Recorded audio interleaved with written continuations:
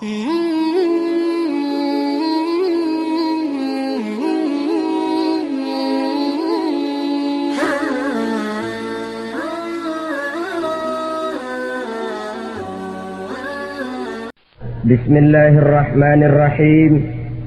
Alhamdulillahi rabbil alamin. Wassalatu wassalamu ala asyrafil anbiya'i wal mursalin wa ala alihi wa ashabihil mujahidin at-tahirin, amma ba'du. Saudara-saudara kaum muslimin rahimakumullah. Pada dasarnya agama adalah aturan. Orang yang beragama adalah orang yang hidup memakai aturan. Berbeda dengan undang-undang hukum pada umumnya, maka aturan agama ini tidak hanya berisi perintah dan larangan. Ia di samping berisi perintah juga berisi anjuran, pembolehan, pencelaan, dan larangan. Dalam bahasa yang lebih dikenal, perintah adalah sesuatu yang apabila dilaksanakan beroleh pahala, sedang apabila ditinggalkan mendapat sanksi dosa. Amalan semacam ini dinamakan amalan yang wajib. Sedangkan anjuran, sesuatu yang apabila kita kerjakan beroleh pahala, apabila kita tinggalkan tidak beroleh dosa. Amalan semacam ini dikenal dengan amalan sunnah. Pembolehan adalah sesuatu yang boleh saja, artinya boleh dikerjakan, boleh pula ditinggalkan, dan amalan semacam ini kita sebut dengan amalan mubah. Pencelaan adalah sesuatu yang berpahala jika ditinggalkan, tapi tidak berdosa manakala dikerjakan, dan ini dinamakan perbuatan yang makruh. Sedangkan larangan, sesuatu yang apabila dikerjakan beroleh dosa, apabila ditinggalkan beroleh pahala, dan amalan semacam ini lazimnya dinamakan amalan atau perbuatan yang haram. Kalau agama merupakan aturan, maka konsekuensinya tentu ia berisi perintah dan larangan. Apabila perintah dilaksanakan, maka Allah Subhanahu wa ta'ala memberikan balasan berupa pahala. Sedangkan apabila larangan yang dikerjakan, Allah pun akan memberikan ganjaran yang bernama dosa. Baik pahala maupun dosa adalah sesuatu yang abstrak, sesuatu yang tidak nampak, tidak kelihatan oleh pandangan mata yang zahir. Itu sebabnya barangkali di zaman materialistis seperti sekarang ini, orang kurang tergerak mengejar pahala dan malah kadang-kadang terangsang untuk berbuat dosa. Karena pahala dan dosa sesuatu yang tidak kelihatan oleh pandangan mata yang zahir ini. Namun sungguh pun demikian, pahala dan dosa bisa mendatangkan kebahagiaan atau kegelisahan batin. Bersabda Rasulullah sallallahu alaihi wasallam, "Idza sarratka hasanatuka wa sa'atka sayyi'atuka fa anta mu'min." Apabila perbuatanmu yang baik menyebabkan engkau bahagia, apabila perbuatanmu yang baik menyebabkan engkau gembira, dan perbuatanmu yang jahat menyebabkan engkau jadi susah, itulah tanda bahwa di hatimu masih ada iman. Artinya, belum tentu orang yang berbuat baik merasa bahagia dengan kebaikan yang dikerjakannya. Dan tidak selamanya orang yang berbuat jahat sanggup menyesali perbuatan jahatnya. Oleh karenanya, apabila iman masih ada, apabila hati masih hidup, perbuatan yang baik menyebabkan orang gembira, perbuatan yang jahat menyebabkan orang susah dan gelisah hatinya. Ini mengandung pelajaran.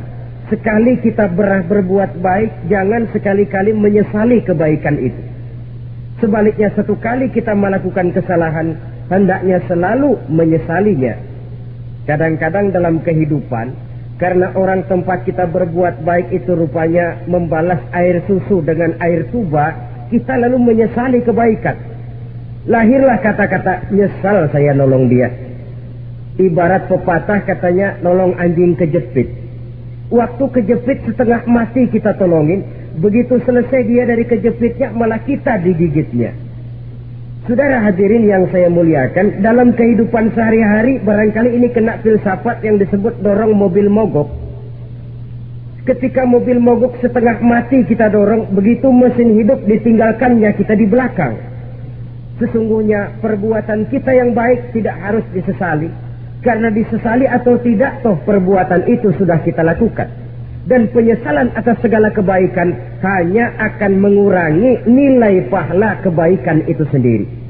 Berbahagialah apabila berbuat baik, walaupun orang yang kita melakukan kebaikan membalasnya dengan kejahatan. Menyesalah apabila berbuat kesalahan, apabila melakukan dosa, karena itu pertanda nilai iman yang masih hidup dalam jiwa kita.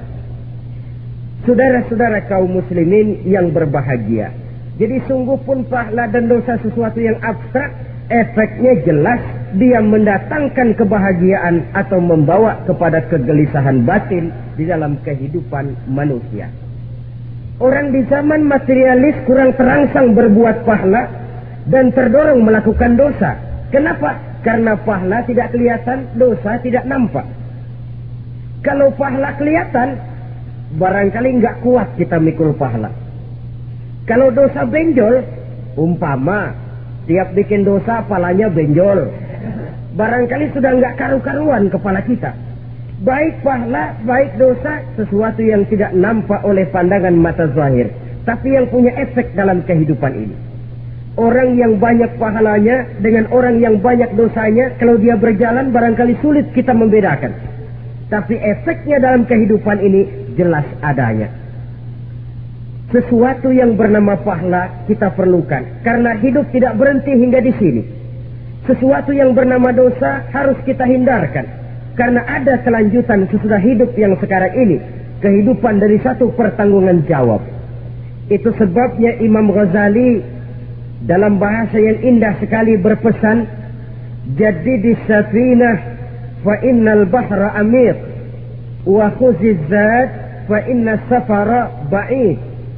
Perbarui selalu kapalmu, rawat, jaga baik-baik, dandani kapalmu, fa innal bahra amir, karena sesungguhnya lautan ini sangat dalam. Satu bahasa yang indah dari tamsil terhadap kehidupan.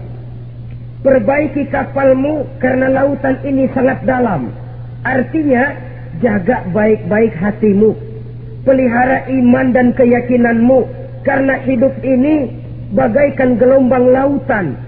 Tempo-tempo air tenang, tempo-tempo ombak menggila dan menggunung.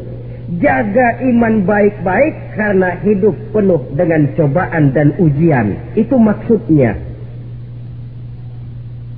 Wa khuziz zad fa inna safara ba'id. Dan bawa bekal yang banyak karena perjalanan hidup ini sangat panjang.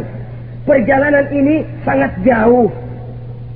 Kita kalau pergi keluar kota tentu saja membawa bekal. Makin jauh kota yang akan kita tuju, makin banyak bekal yang harus kita bawa. Alangkah sengsaranya manusia apabila dia akan pergi ke satu kota yang jauh, modalnya cuma nekat. Bagaimana nanti di sana sajalah. Tidak membawa bekal sebagaimana yang sewajarnya. Hal yang semacam ini senangnya sih belum tentu, keblangsak dan susahnya sudah kebayang. Itu dalam kehidupan di dunia ini. Bagaimana kalau sudah bicara tentang kehidupan yang akan datang? Karena sesungguhnya hidup ini merupakan satu perjalanan yang sangat panjang. Sejak kita tinggal di alam arwah, pada saat jasad belum lagi diciptakan Allah, ruh sudah diciptakannya lebih dahulu. Sampai kemudian kita pindah ke alam rahim, alam kandungan ibu. Untuk kemudian berpindah kepada kehidupan dunia. Dari dunia ini kita pindah ke alam barzakh. Di sana tinggal kita 100 tahun mungkin, 100.000 tahun mungkin, 1 juta tahun mungkin, menunggu saat datangnya kiamat. Lalu dari alam barzakh pindah kita ke alam akhirat. Satu perjalanan yang sangat panjang. Alangkah malangnya, alangkah sengsaranya jika tahu kita begitu panjangnya perjalanan hidup ini, tidak ada bekal yang kita bawa. Artinya kesengsaraan, kesulitan yang bertali-tali sudah jelas akan menimpa kita.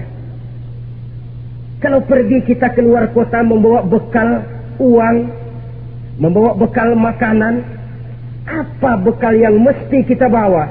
Apabila kita kembali ke alam barzakh, kembali ke alam kubur, berkumpul di padang mahsyar di akhirat nanti, nasi yang mau kita bawa, uang yang mau kita bawa, tentu tidak lagi. Karena kehidupan materialis selesai di atas liang lahat. Bila masuk kita ke liang lahat, disitulah pahala dan dosa memegang peranan yang sangat penting. Maka pada pertemuan malam ini kita akan bicara tentang pahala dan dosa itu. Saudara-saudara kaum muslimin rahimakumullah, yang dinamakan pahala, kata Imam Ali Al-Jurjani dalam kitab At-Ta'rifatnya, ma yastahiqqu bihi ar-rahmatu wal maghfiratu minallahi ta'ala, sesuatu yang pelaksananya berhak untuk mendapat rahmah dan ampunan dari Allah. Dengan kata lain, nilai pahala adalah akibat dari perbuatan-perbuatan di dalam melaksanakan perintah dan anjuran yang ada di dalam kehidupan agama. Apabila perintah dan anjuran kita laksanakan, nilai pahala itu lalu datang. Nah, nilai pahala dalam Islam, menurut konsepsi Quran, Allah menjelaskan, man jaa bil hasanati falahu asyru amsalihha. Barang siapa yang datang membawa satu kebajikan, barang siapa yang melaksanakan satu kebaikan, maka dia akan mendapat balasan 10 kali dari kebaikan yang dikerjakannya. 10 kali ini pun masih dilipat gandakan dengan 7 ini pun masih dikalikan 100, dan itu pun masih ditambah dengan pernyataan wallahu yudha'ifu liman yasha. Allah masih akan melipat gandakan perbuatan baik seseorang yang dikehendakinya. Itulah nikmatnya dalam Islam. Tetapi sebaliknya, wa man jaa'a bisayyi'ati fala yujza illa mislaha. Barang siapa yang melakukan satu kejahatan, dia tidak akan mendapat balasan kecuali sesuai dengan kejahatan yang dikerjakannya. Alangkah rahman dan rahimnya Allah. Orang yang berbuat baik dibalas 10, dikali 7, dikali 100, masih dilipat gandakan pula. Tapi orang yang berbuat jahat tidak akan mendapat balasan kecuali sesuai dengan kejahatan yang dikerjakannya. Ini kan beda dengan sifat kita manusia. Kita ini kadang-kadang kalau dijitak membalasnya mukul. Tapi kalau orang berbuat baik kepada kita, kita enggan untuk berbuat baik kepada orang tadi. Allah tidak mengajarkan begitu. Satu kebaikan berbalas 10. Satu kejahatan berbalas dengan satu kejahatan. Maha Rahman dan Rahim Allah. Bahkan dalam Islam, niat berbuat baik saja mendapat pahala. Sedangkan niat berbuat jahat belum ditulis merupakan satu dosa sampai kejahatan itu dikerjakan oleh orang yang niat tadi. Umpamanya, saudara niat, nanti malam giliran pengajian saya mau hadir di majelis taklim. Pas datang waktu malam, hujan turun sangat lebat. Saudara berhalangan datang ke majelis taklim. Saudara sudah mendapat pahala niat. Tapi saudara niat, nanti malam kalau turun hujan, saya mau bongkar rumahnya si fulan, saya mau curi seluruh harta bendanya. Ternyata malam saudara tidak mengerjakan perbuatan itu belum ditulis dosa sampai perbuatan itu benar-benar dikerjakan. Tapi lalu jangan macam-macam. Kalau begitu niat aja yang baik, biar nggak usah dikerjain. Niat aja pengen ngaji walaupun tidak ada niatan untuk ngaji. Allah lebih tahu tentang apa yang terdetik di dalam hati sanubari kita. Itulah sebabnya sangat dianjurkan orang untuk melakukan segala macam kebajikan, dan dianjurkan orang menjauhkan segala macam bentuk kejahatan, karena dia akan berefek melahirkan dosa dan pahala. Dosa dan pahala itulah alat untuk memperoleh kebahagiaan di alam kubur, di padang mahsyar, sampai di akhirat nanti. Di dunia ini mungkin segalanya bisa kita beli dengan yang namanya uang. Keamanan kita bisa menyewa petugas untuk menjaga rumah kita. Kendaraan yang mewah bisa kita beli. Udara yang sejuk bisa kita ciptakan. Siapa banyak uang, dia raja. Mungkin itu di dunia. Tapi bisa apa uang kalau kita sudah masuk ke alam kubur? Bisakah munkar nakir kita sogok? Udah karkir, jangan nanya nih, cepet. Bisakah malaikat azab menyingkir dengan uang semir? Ternyata tidak. Untuk memperoleh kebahagiaan di sana, nilai pahala. Kesengsaraan akan kita dapat kalau kita banyak menumpuk dosa. Oleh karena itu jangan beranggapan, pahala nggak kelihatan, dosa juga nggak kelihatan, biarin saja. Yang tidak kelihatan ini pada waktunya akan memegang peranan yang sangat penting. Tapi tidak cuma untuk menghadapi hidup di situ, kita lalu harus berbuat baik dan meninggalkan yang jahat.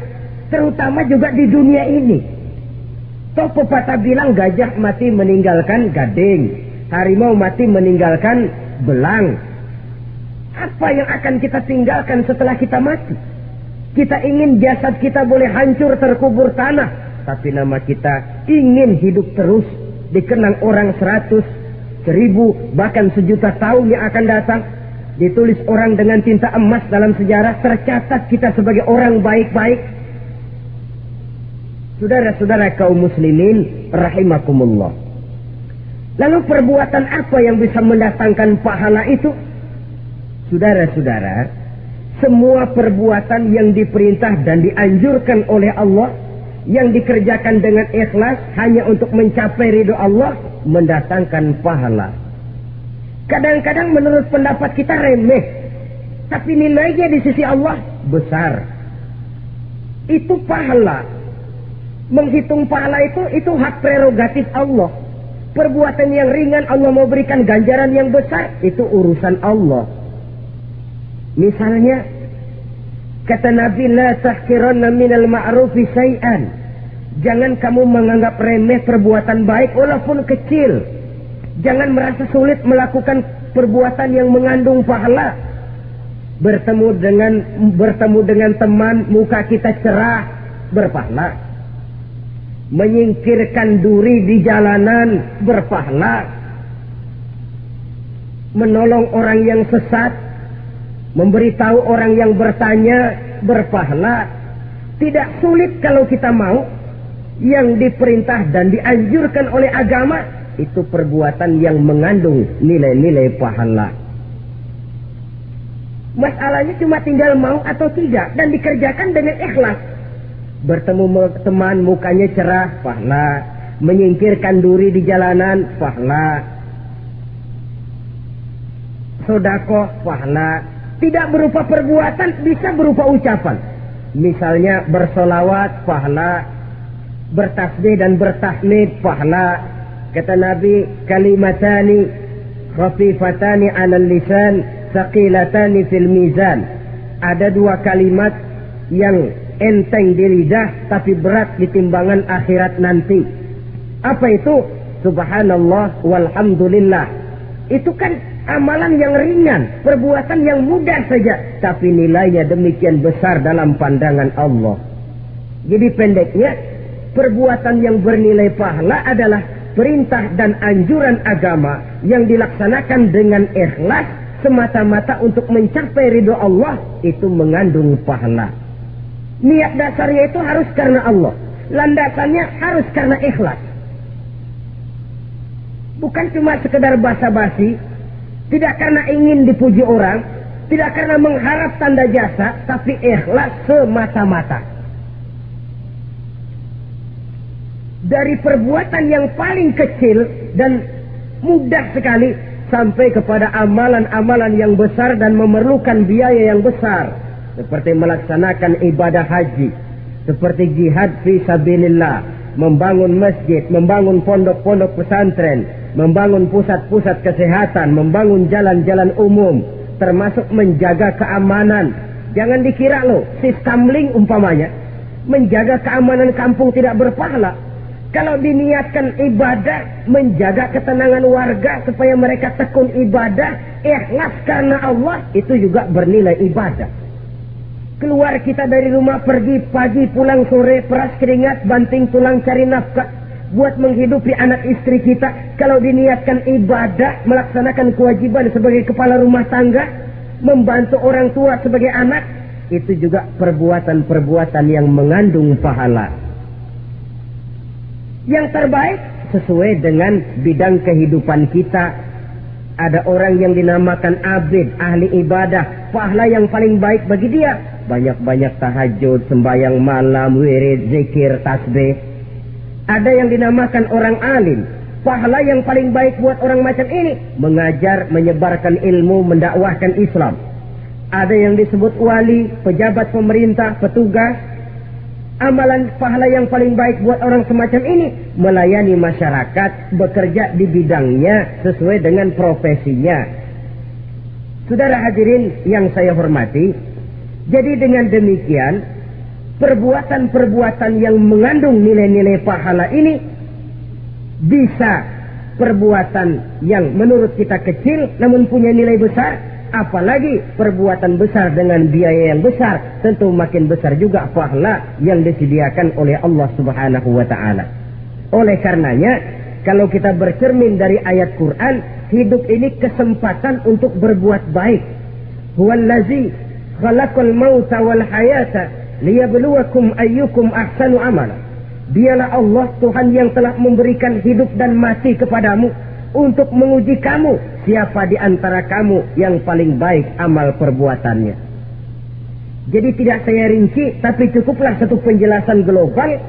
Perbuatan yang berpahala adalah perbuatan melaksanakan perintah Allah atau anjuran Allah dengan dasar ikhlas, dengan tujuan untuk mencapai ridho Allah semata-mata.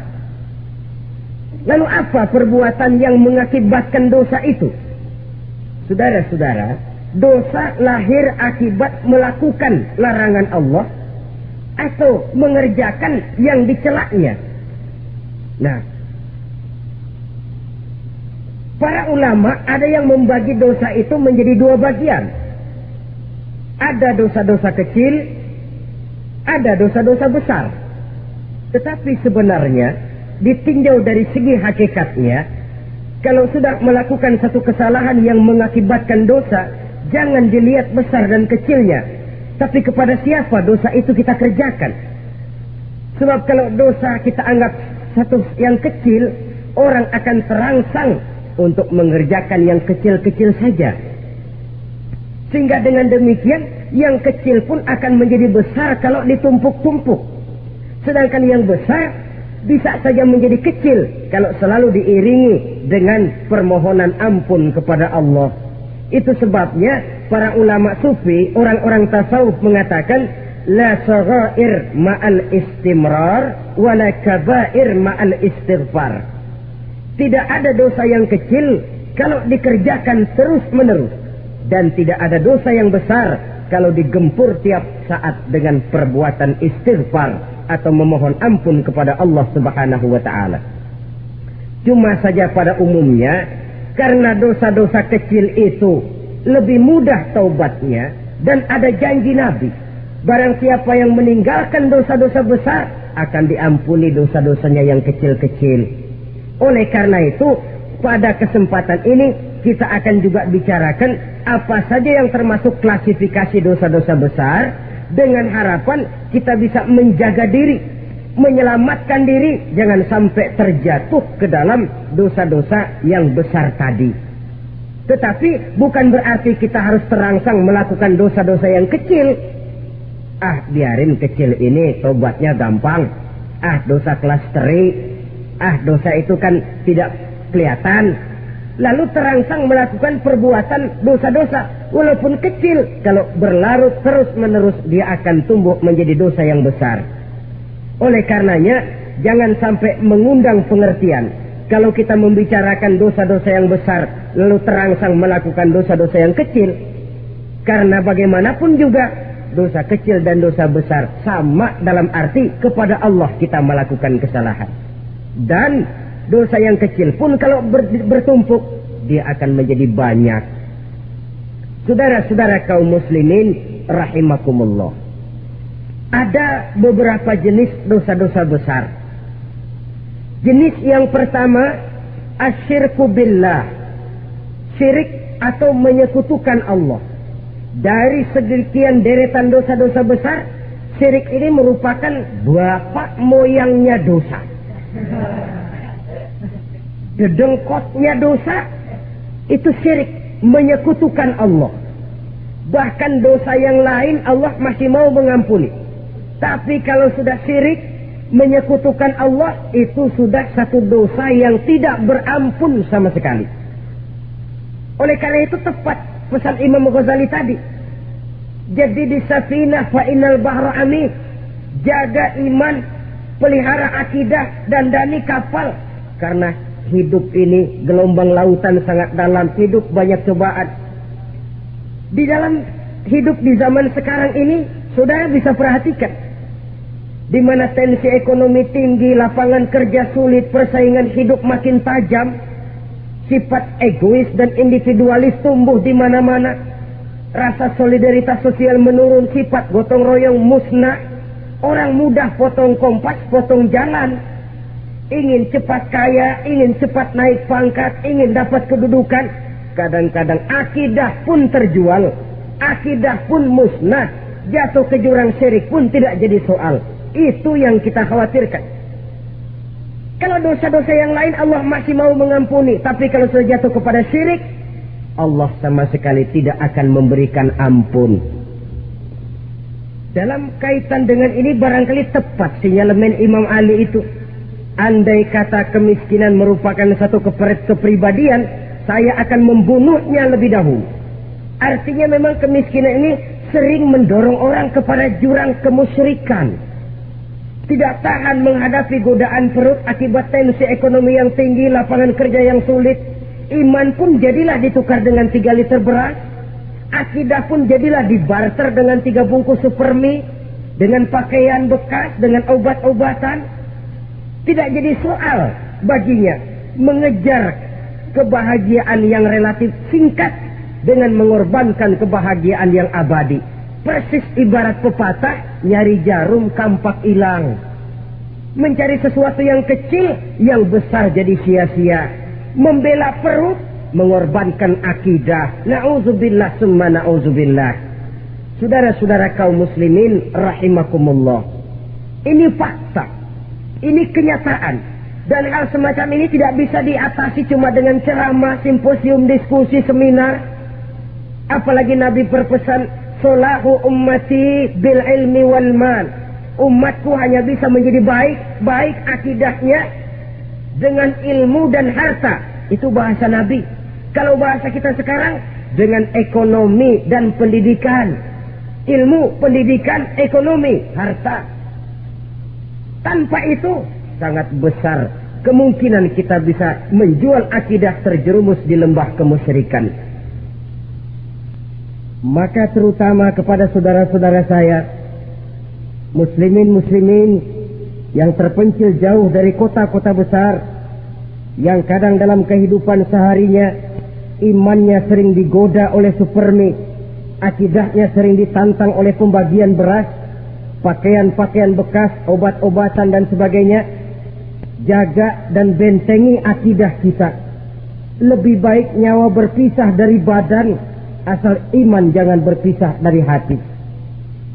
Kepada adik-adik saya para remaja, para pemuda di kota-kota besar, yang iman dan akidahnya sering ditantang dengan minuman-minuman keras, fasilitas-fasilitas yang menghanyutkan, yang secara terarah dan praktis sedikit demi sedikit menggiring kita untuk keluar dari nilai-nilai akidah. Hati-hati, jaga baik-baik, sebab intan paling mahal, mutiara paling berharga, tidak lain nilai iman ini. Tergelincir kita daripadanya, jatuh ke lembah kemusyrikan, jatuh ke satu dosa yang teramat besar, yang Allah tidak akan pernah memberikan ampun lagi. Ini dosa besar yang pertama. Yang kedua, qatlun nafsi illa bilhaq. Membunuh orang tanpa alasan yang benar. Di zaman kesulitan ekonomi kadang-kadang orang mudah nekat. Tengok saja, kadang-kadang karena pasar uang 100-200 perak saja nyawa bisa melayang. Kadang-kadang karena urusan yang remeh, salah omong, salah ambil, salah ucap, salah pegang, nyawa bisa jadi melayang. Alangkah murahnya nyawa, seakan-akan kita yang punya. Padahal nyawa itu hak milik Allah. Tidak pantas kita merampasnya, tidak pantas kita menghilangkannya dari jasad seseorang. Oleh karenanya, membunuh orang merupakan satu dosa yang sangat besar. Jangankan kepada orang yang seakidah, orang yang lain akidah saja pun, kalau dia hidup berdamai, rukun, berdampingan, kita harus melindungi. Apatah lagi teman seakidah sendiri. Saudara-saudara kaum muslimin rahimakumullah. Pantas kalau Nabi menyatakan apabila dua orang Islam sudah saling berkelahi, berbunuh-bunuhan, al-qatil wal maqtul finnar. Yang membunuh dan yang dibunuh dua-duanya sama-sama masuk neraka. Sahabat heran, ya Rasul, kalau yang membunuh masuk neraka sih wajar, tapi yang terbunuh kok neraka juga, kenapa? Kata Rasul, sebenarnya dia juga cuma sudah niat untuk membunuh, cuma keduluan saja. Andai kata dia tidak terbunuh, tentu dia yang akan membunuh. Saudara-saudara kaum muslimin rahimakumullah, Islam sesuai dengan namanya adalah agama damai. Kita tidak boleh mencari-cari musuh, walaupun tidak boleh lari kalau bertemu musuh. Oleh karenanya, pantang seorang muslim menimbulkan benih keonaran menjadi biang kerok buat lingkungannya. Sesuai dengan namanya, seorang muslim adalah seorang yang dalam hidup senantiasa berusaha menebarkan salam, menebarkan kedamaian, ketenangan dan ketentraman. Dengan prinsip musuh jangan dicari, bertemu pun jangan lari.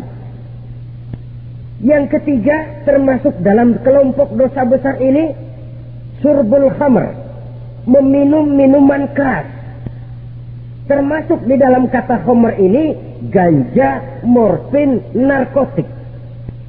Sebab apa? Jenis minuman semacam itu tidak hanya merusak keadaan sekarang, tapi sekaligus merusak kehidupan yang akan datang. Kalau itu jatuh di tangan generasi muda, artinya kan merusak kehidupan masa depan daripada suatu bangsa. Karena apa? Remaja dan pemuda merupakan bentuk miniatur daripada kehidupan bangsa. Akan bagaimana warna umat Islam di Indonesia, bahkan akan bagaimana warna Indonesia 30, 40, 50 tahun yang akan datang, remaja sekarang jawabannya. Kalau remaja kita sekarang ini kerjanya cuma bisa nyekek botol, insya Allah bangsa Indonesia 30-40 tahun yang akan datang akan tumbuh menjadi bangsa teler. Tidak banyak yang bisa kita harapkan. Remaja adalah gambaran masa depan dari satu bangsa, dari satu umat. Dan remaja itu di dalam dirinya secara fitrah terkumpul semua bakat, terdapat semua kemungkinan. Kita ini lahir membawa sifat pemimpin, tapi juga membawa sifat pengacau. Kita ini ada bakat jadi orang jujur, ada bakat jadi pengkhianat. Kita ini ada bakat menjadi orang baik-baik, kita juga punya bakat jadi biang kerok. Kita kemungkinan bisa jadi pemimpin bangsa, tapi juga bisa menjadi pemimpin bangsat. Nanti lingkungan dan pendidikan akan menumbuhkan, membentuk mana yang tumbuh lebih subur. Kalau lingkungan dan pendidikannya lebih banyak bercerita tentang kejujuran, maka nilai kejujuran yang akan tumbuh lebih banyak dalam jiwanya. Dan insya Allah diharapkan dia akan menjadi manusia yang jujur di kelak kemudian hari nanti. Dan masalah minuman keras ini sebenarnya berkait. Kita tidak bisa cuma menyalahkan remaja saja, menyalahkan pemuda saja, karena bagaimanapun masalahnya kompleks. Menghancurkan sesuatu tanpa melihat kausalnya, tanpa melihat sebab akibatnya kan sama juga bohong. Kemungkinan karena broken home, kemungkinan karena pergaulan, kemungkinan karena kurang perhatian orang tua, Kemungkinan karena akibat bacaan, tontonan, atau fasilitas berupa dibukanya pabrik-pabrik minuman keras, dijualnya minuman-minuman keras, di warung-warung yang remang-remang, yang memberikan kenikmatan, kebahagiaan, dan kebanggaan tersendiri, sehingga akhirnya orang terangsang untuk datang dan minum di sana. Pada dasarnya memang sepele, cuman minum, nggak ngerugiin orang lain kan? Iya, pada waktu minum. Tapi dikala sudah mabuk, out of control, apapun bisa kita lakukan. Yang kita ucapkan kita tidak sadari lagi, yang kita kerjakan tidak kita sadari lagi. Dikala itu segala macam kejahatan bukan sesuatu yang tidak mungkin untuk kita laksanakan. Nggak ngerugiin orang lain, memang pada saat mau minum. Tapi begitu minum, mabuk, kita bisa merugikan orang lain. Setidaknya merugikan diri sendiri. Pertumbuhan IQ menjadi lemah, semangat kehidupan hilang, gairah kerja menurun, kalau tidak ada sama sekali. Lalu apa yang bisa kita lakukan di dalam kehidupan? Dan akan lebih celaka kalau ini menimpa kehidupan generasi muda kita. Kadang-kadang yang ironi ya, kalau yang orang tuanya mampu barangkali masih tertolong, tapi yang orang tuanya kondisi ekonomi lemah masih kepengen teler juga. Orang tuanya nggak mampu masih pengen mabuk. Dari ganja, morfin nggak dapat, akhirnya kaleng cas diisepin.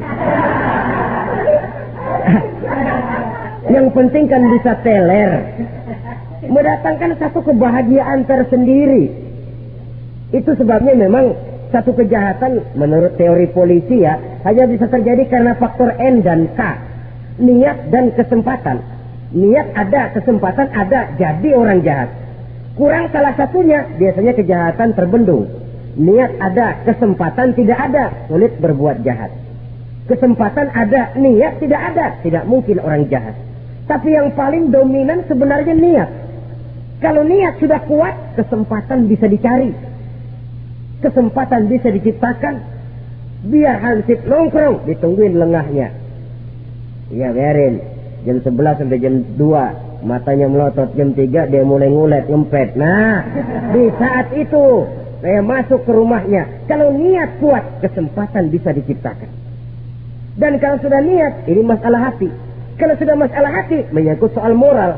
Moral artinya sudah masuk kepada kehidupan agama. Saudara-saudara kaum muslimin rahimakumullah. Yang keempat yang termasuk jenis dosa besar, az-zina, perbuatan zina. Di zaman pergaulan bebas dengan prinsip free sex ini, tengok sudah berapa banyak gadis-gadis bergelimpangan jadi korban. Berapa banyak bayi-bayi yang lahir ke dunia tanpa tahu kemana dia mesti memanggil bapak. Apakah deretan jumlah korban ini masih harus bertambah lagi? Paling tidak, biarlah yang sudah jadi korban, tapi jangan bertambah lagi hendaknya. Masing-masing kita berupaya menahan diri. Termasuk dalam kategori zina ini, yang merupakan cabang-cabangnya, liwat, homoseks, lesbian, masturbasi. Bahkan masturbasi itu termasuk jenis zina tangan. Dan itu juga merupakan satu dosa. Di samping dosa juga merusak diri. Karena bagaimanapun juga dia akan mengurangi kemampuan daya pikir seseorang. Maka agama memberikan jalan keluar. Pesan Nabi, ya ma'syara syabab, man istata'a minkumul ba'at falyatazawwaj. Hai para pemuda, kata Nabi, barang siapa di antara kamu yang sudah bisa ba'at, yang sudah mampu ba'at. Ba'at itu artinya memberikan nafkah, baik nafkah zahir maupun nafkah batin. Falyatazawwaj, maka hendaklah dia kawin. Jadi yang maksud ba'at ini ya nafkah zahir, ya nafkah batin.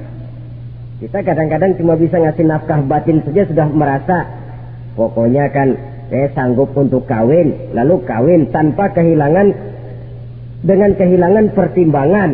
Saudara-saudara, wa illam yastati, adapun kalau dia belum mampu, fa alaihi bisyam, hendaknya dia banyak puasa. Fa innahu lahu wija, karena puasa itu akan merupakan benteng jangan sampai orang memperturutkan hawa nafsunya. Andai kata puasa belum hobi, banyaklah olahraga para pemuda, para remaja. Karena dengan olahraga, pemikiran untuk memperturutkan hawa nafsu agak sedikit terkendali dan energi tersalurkan dalam bentuk yang positif. Pendeknya kreatif, banyak kegiatan. Ini pesan Imam Syafi'i tepat itu. Kata beliau, "Inni ra'aitu wuqufal ma'i yufsiduh in sala taba wa illam yajri lam yasif." Aku melihat air kalau diam rusak, tapi kalau dia mengalir jernih. Air kalau ngendap, nggak ngalir, nyamuk nyarang di situ, bisa jadi sumber penyakit. Manusia hidup begitu. Kalau nggak punya kegiatan, nggak kreatif, kerjanya cuma delohom, ayam-ayam, akhirnya jadi ngerusak. Ngomongin orang, ya ngapa, anu. Kebangetan nggak ngapa-ngapain, orang aja dipontenin. Orang diomongin, lahirlah namimah, lahirlah ribah. Saudara-saudara, air itu kalau ngendap ada aja yang nyarang. Tapi kalau dia ngalir, orang ada kesibukan, insya Allah dia tidak akan jatuh kepada sesuatu yang bisa mengundang dosa. Isilah waktu dengan hal-hal yang bermanfaat, karena hidup ini singkat dan tidak berjalan mundur ke belakang. Mundur hancur, berhenti diinjak orang. Sekali melangkah, jangan surut mundur ke belakang. Homoseks terlepas dari penyakit kejiwaan. Sekarang ini kan sudah ada persatuan kaum gay katanya, meminta perlakuan yang sama dan agar dibolehkan kawin sesama mereka.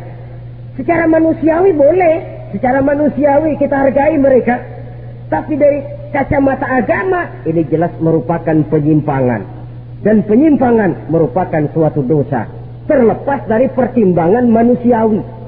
Jangan karena terlalu memperturutkan suara manusiawi lalu kita mengesampingkan agama. Termasuk lesbian, wadon karo wadon. Kalau homo itu kan lanang karo lanang katanya. Saudara-saudara kaum muslimin rahimakumullah, ini bukan penyakit baru. Liwat, homoseks sudah dikenal dari zamannya Nabi Lut. Laki dengan laki. Lesbian dari zaman istrinya Nabi Lut. Terlepas dari penyakit kejiwaan, dari segi agama ini merupakan penyimpangan dan merupakan dosa yang besar.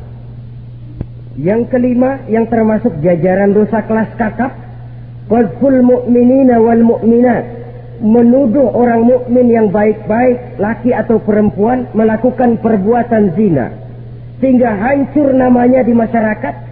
Ini merupakan satu perbuatan dosa yang sangat besar dan sangat dimurkai oleh Allah. Saudara-saudara kaum muslimin rahimakumullah, oleh sebab itu tentang masalah ini, kalau memang tidak ada saksi, jangan sembarang kita enteng lidah menuduh orang lain berbuat zina, menuduh orang lain berbuat serong. Dosanya kelewat besar di dalam kehidupan. Karena apa? Mencari harga diri itu berat, memelihara kehormatan diri jauh lebih berat. Satu kali orang dihancurkan namanya di masyarakat, dia akan terisolir jadinya. Oleh karenanya berlindung kita kepada Allah, jangan sampailah dihinggapi oleh sifat ini. Karena sentimen kita kepada seseorang, karena hasad kita kepada seseorang, tidak senang melihat orang lain lebih maju, lalu lidah ini seenaknya saja mengucapkan kata, padahal sanksi dan resikonya sangat besar. Yang kita tuduh barangkali mendapat pahala dari Allah, kita sendiri yang menuduh tanpa saksi, tanpa alasan yang benar, mendapat dosa yang sangat besar. Saudara-saudara, memang kadang-kadang aneh dalam hidup ini. Seorang pelacur biasanya bisa menjaga mulutnya di masyarakat, kata-katanya baik, sopan. Kenapa? Karena mulut yang satu sudah tidak terjaga.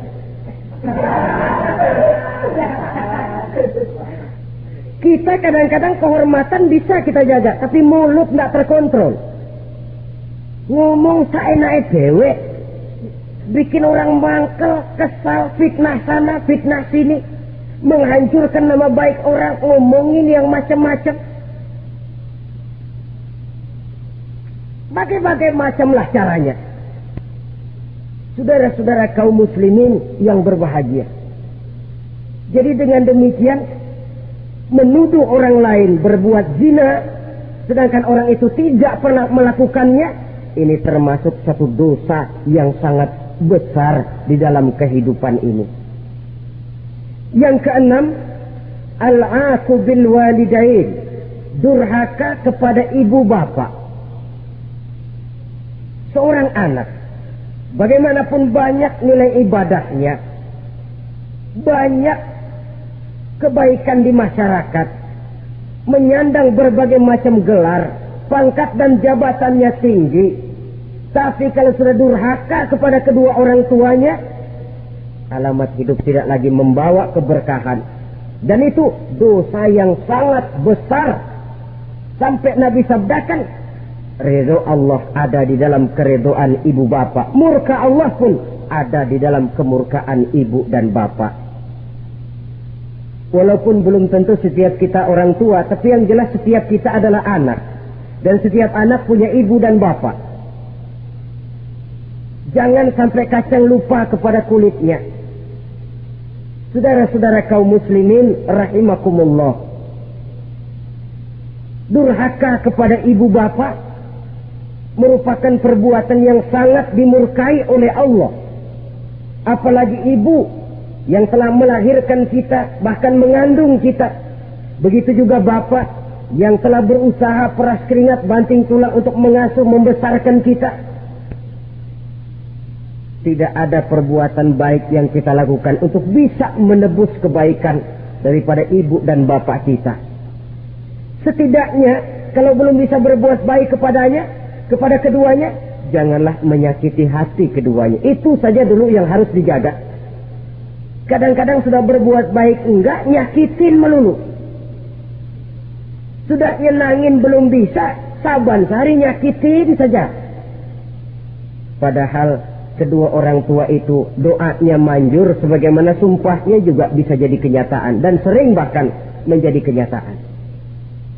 Sampai ibu bapak sudah wafat, sudah meninggal sekalipun, kewajiban berbakti masih harus terus dilakukan oleh seorang anak.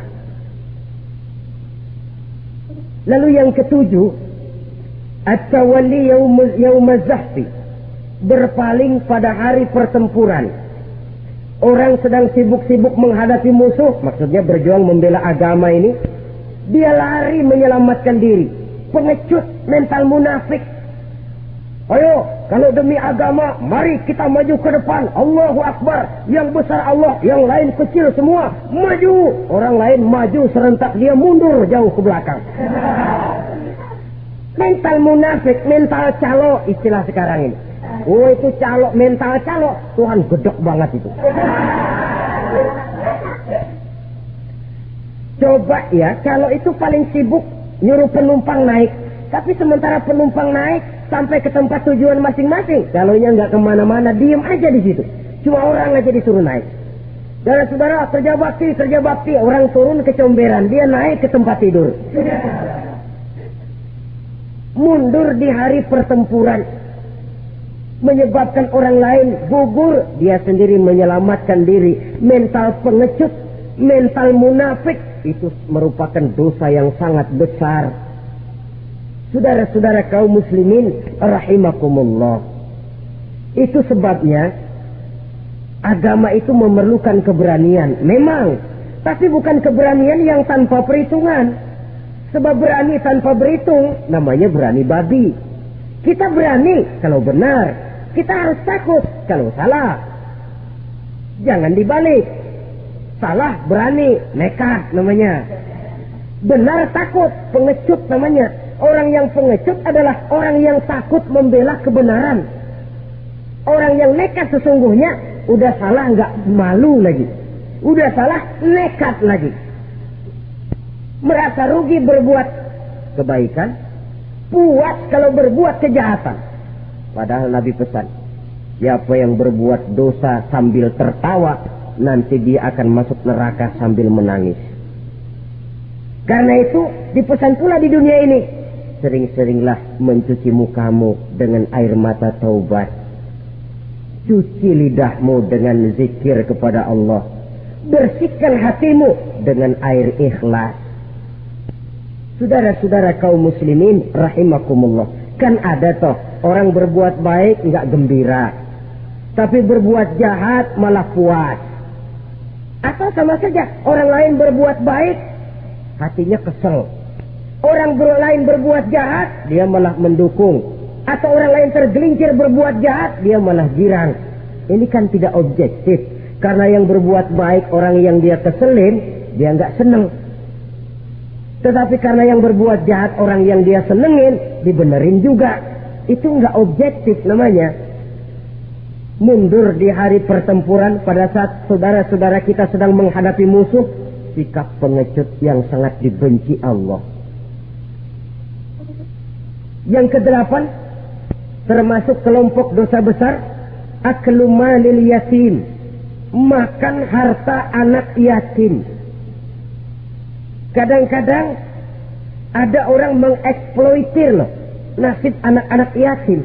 Karena biasanya para dermawan peka kalau mendengar nasib yatim, memberikan santunan. Si yatim belum makan, yang ngurusin udah pada kenyang.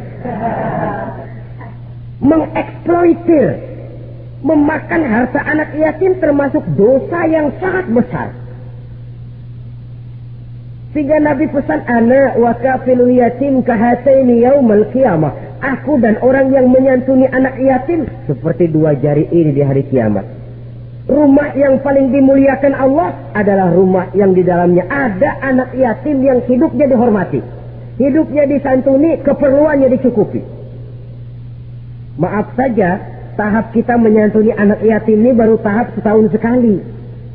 Kalau Muharram kita agungkanlah, kita besarkan. Lebaran yatim katanya, kita kumpulkan dana, kita usap kepala yatim, kita kumpulkan beras, kita bagikan hari itu. Perkara bulan depan kelaparan, kita tutup kuping. Perkara bulan berikutnya dia kelaparan, kita masa bodoh. Bahwa di bulan Muharram kita santuni yatim piatu itu sudah baik. Tapi akan lebih baik lagi kalau kita sanggup menjadi bapak asuh mereka, memikirkan sekolah mereka, ada kontinuitas. Kalau mereka diasuh oleh orang lain, lalu bertukar agamanya, berpindah akidahnya, kita ngomel habis-habisan. Tapi kita ada kemampuan, kita tidak mau berbuat semacam itu. Ya sama juga bohong namanya. Saudara-saudara kaum muslimin rahimakumullah, orang yang menyantuni yatim mendapat pahala besar. Tapi orang yang mengkorup harta anak yatim, dosanya juga sangat besar. Berhati-hatilah kalau kita diberikan kepercayaan oleh masyarakat untuk mengurus anak-anak yatim. Karena pahalanya besar, resikonya juga besar. Yang kesembilan, syahadatuz zur, sumpah palsu. Sebab sumpah palsu ini menggunakan nama Allah untuk sesuatu yang tidak benar. Nama kita saja dibawa untuk yang tidak benar, kita jengkel. Nama kita dipalsukan untuk sesuatu yang tidak baik, kita kadang-kadang jengkel, tidak puas jengkel, menuntut melalui saluran hukum. Kenapa? Nama saya dicatut. Bagaimana lagi kalau nama Allah kita pakai untuk bersumpah, sumpahnya palsu, menguntungkan kita, merugikan orang lain, Allah murka betul. Maka sumpah palsu termasuk deretan dosa-dosa besar. Apalagi yang ke-10, aklu riba, makan riba alias renten. Ini kan yang cepat mendatangkan uang.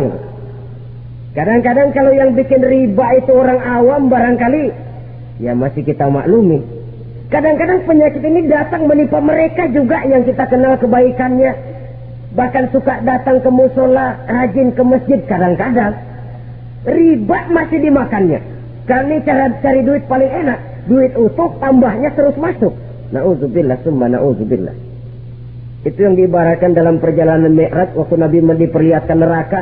Orang perutnya sebesar rumah, dililit ular, diseret-seret itu hancur perutnya, dibulatkan lagi, diseret lagi, hancur lagi, dibulatkan lagi, terus menerus begitu. Dia berteriak, mengerang, mengeluh, mengaduh kesakitan.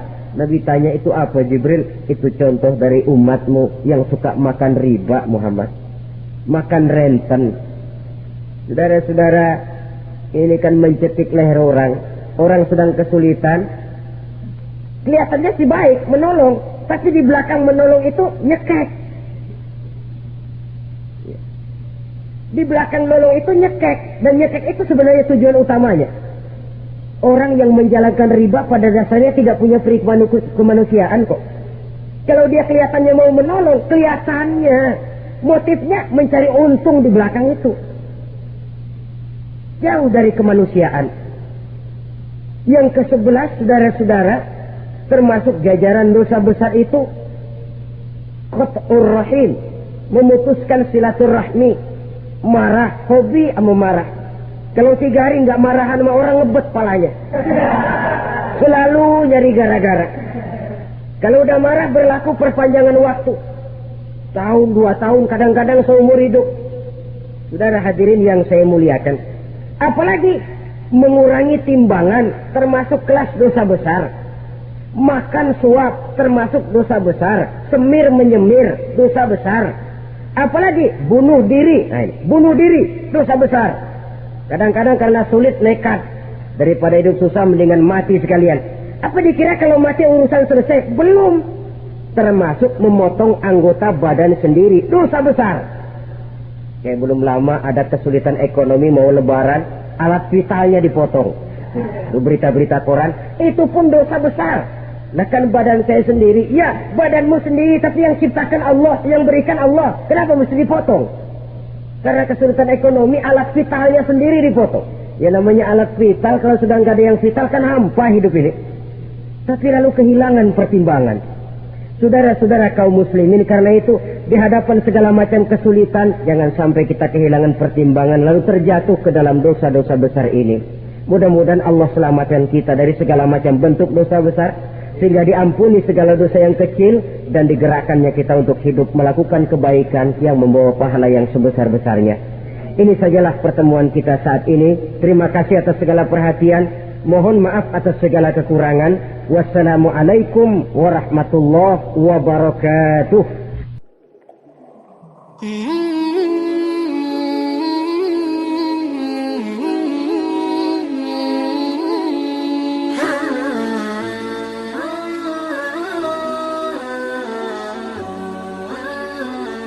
Bismillahi walhamdulillah. Wassalatu wassalamu ala sayyidina Rasulillah wa ala alihi wa sahbihi wa mawalah. La hawla wa la quwwata illa billah, amma ba'd. Saudara-saudara kaum muslimin rahimakumullah. Suatu hari ketika baginda Rasul masuk ke dalam masjid, didapatinya seorang sahabat tengah khusyuk bertafakur di dalam masjid. Sahabat itu bernama Abi Dzar Al-Ghifari. Dihampiri beliau oleh baginda Rasul, kemudian ditanya, "Hai Abi Dzar, begitu khusyuk dan tafakur engkau di dalam masjid, gerangan apa permohonanmu kepada Allah di tempat yang suci ini?" Abi Dzar menjawab, "Maafkan saya ya Rasul.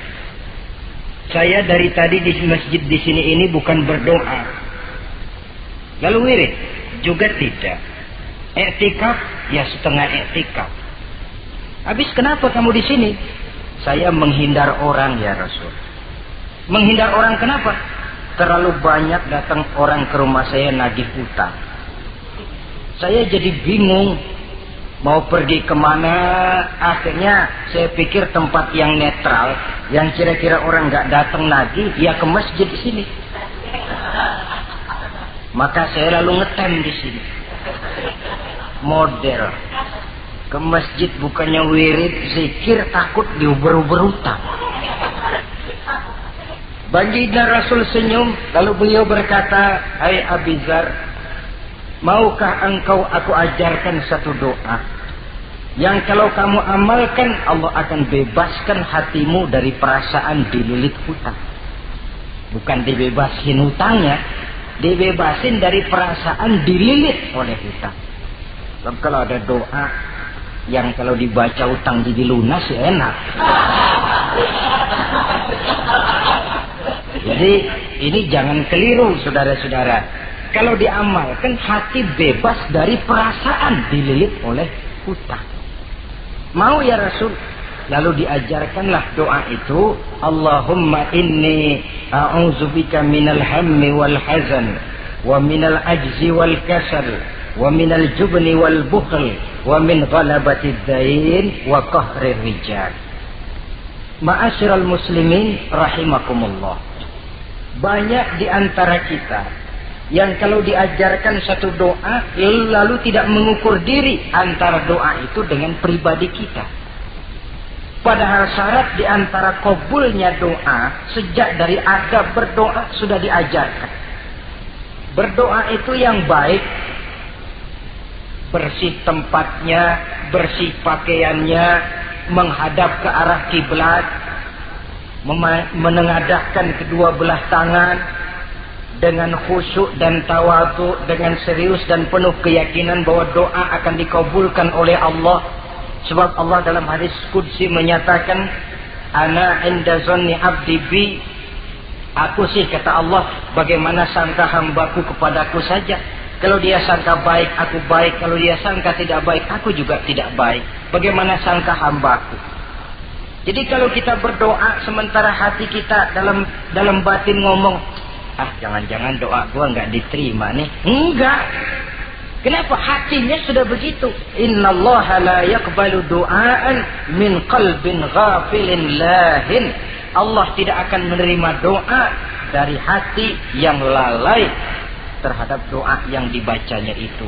Nah, di antara yang terpenting menyesuaikan doa dengan keadaan pribadi. Jadi kalau kita kerja gajinya 1 bulan 1.000, ya wajarlah berdoa minta rezeki 1.500. Wajar namanya. Yang 1.000 sudah ada modal kerja kita, yang 500 kita minta doa kepada Allah. Saudara hadirin, begitu juga doa yang diajarkan oleh baginda Nabi kepada Abi Dzar. Ini hakikatnya mengajarkan kita manusia untuk menjauhi penyakit rohani. Doa ini mengajarkan 8 macam penyakit rohani yang menjadi dinding antara kita dengan Allah. Dan penyakit rohani ini lebih bahaya daripada penyakit jasmani. Kenapa? Penyakit rohani tidak menyebabkan orang masuk neraka. Nah, maaf. Penyakit jasmani tidak menyebabkan orang masuk neraka. Yang menyebabkan orang masuk neraka adalah penyakit rohani. Di akhirat itu nanti tidak ada penduduk neraka ditanya, Mas, sampean kenapa masuk neraka? Anu Pak, saya di dunia dulu korengan.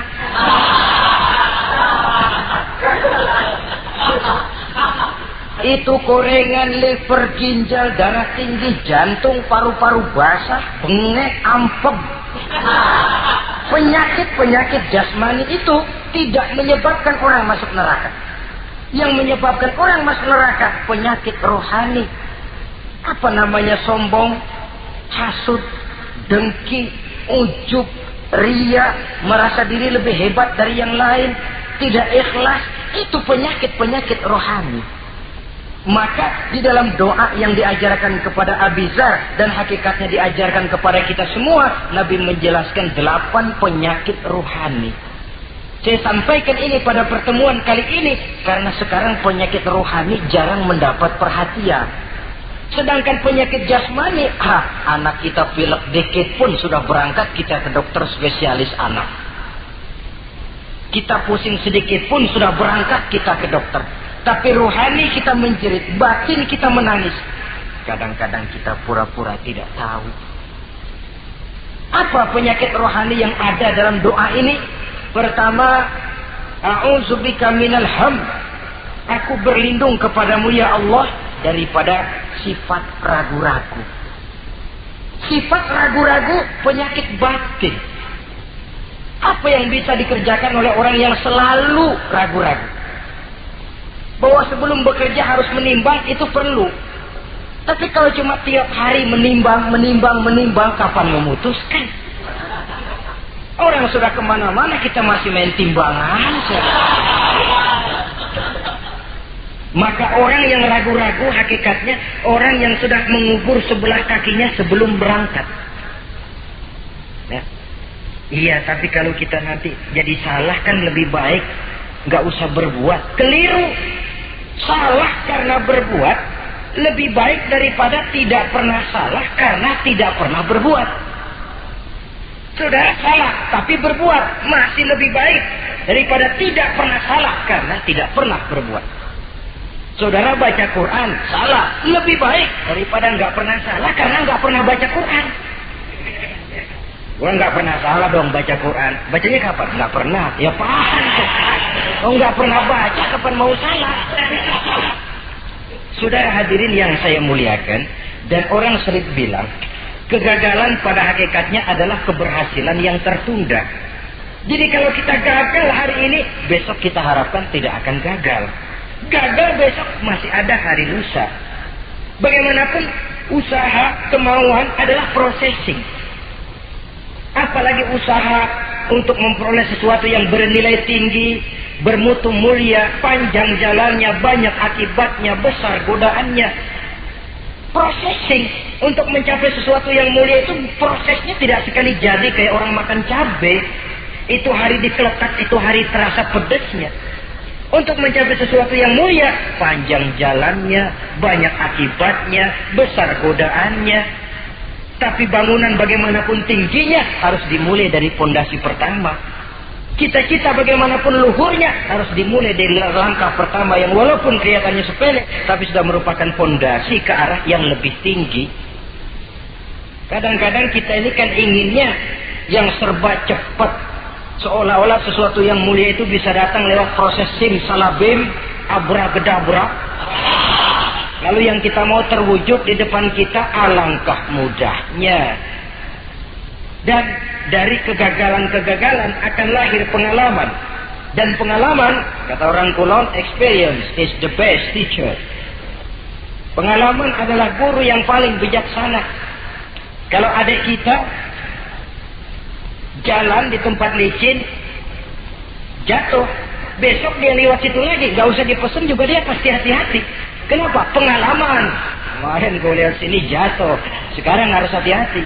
Tapi kalau belum pernah jatuh, kita omelin kadang-kadang ngotot. Khawatir banget, sebelum juga jatuh, ngomel melulu gitu. Tapi satu kali dia jatuh, dia sendiri akan hati-hati. Begitu kegagalan yang kita temukan dalam hidup merupakan nasihat bahwa seorang muslim tidak mungkin jatuh di tempat yang sama 2 kali berturut-turut. Kemarin lewat di situ jatuh lagi, sekarang lewat di situ lagi jatuh lagi, emang goblok dah. Bisa jatuh 2 kali di tempat yang sama kan namanya tidak mengambil pelajaran dari apa yang sudah dia temui. Jadi saudara hadirin, terutama adik-adik remaja, masa depan kalian itu merupakan harapan dari semuanya. Kami yang tua terlalu banyak berharap dari kalian. Sementara hari depan kalian lihat sendirilah, persaingan hidup makin tajam, tensi ekonomi makin tinggi, jumlah angkatan tenaga kerja yang masuk tidak jauh dari seimbang dengan lapangan kerja yang bisa disiapkan. Kalau kita dihambat oleh penyakit ragu-ragu, orang lain sudah berbuat dan kita masih menonton, boleh sangat jadi nantinya kita akan terpojok di sudut-sudut kehidupan untuk lebih banyak jadi penonton daripada jadi pemain. Lebih sering menjadi objek daripada menjadi subjek. Istilah Arabnya lebih sering menjadi maf'ul daripada menjadi fa'il. Namanya juga orang nonton, soknya kan kayak lebih pintar dari yang main. Wajar orang nonton bola ngomel melulu. Itu Maradona tolol. Maradona ditololin. Ajat sederajat goblok, ajat digoblokin. Kalau sudah dia disuruh main ke lapangan, gempor dia nggak bisa nembak. Namanya penonton, dan wajar saja penonton juga kalau nggak surat nggak rame tuh lapangan. Saudara hadirin yang saya muliakan, maka keraguan-raguan akan jadi penyakit yang menghalangi orang pada saat dia harusnya sudah berbuat, dia malah berpangku tangan. Akhirnya dia akan jadi orang yang ketinggalan kereta. Sementara hidup tidak berjalan mundur ke belakang dan tidak juga berhenti. Tidak ada kata berhenti atau kata mundur dalam hidup. Berhenti kita diinjak orang, mundur kita hancur. Hidup ini seperti cerita tentaranya Tariq bin Ziyad ketika menyeberang ke daratan Spanyol di Selat Jabal Tariq. Sejarah menyebutnya Gibraltar ya. Itu bahasa Spanyol, lidah Spanyol dengan lidah Arab. Kita Jabal Tariq, dia Gibraltar. Kita Ibnu Rusdi, dia Averroes.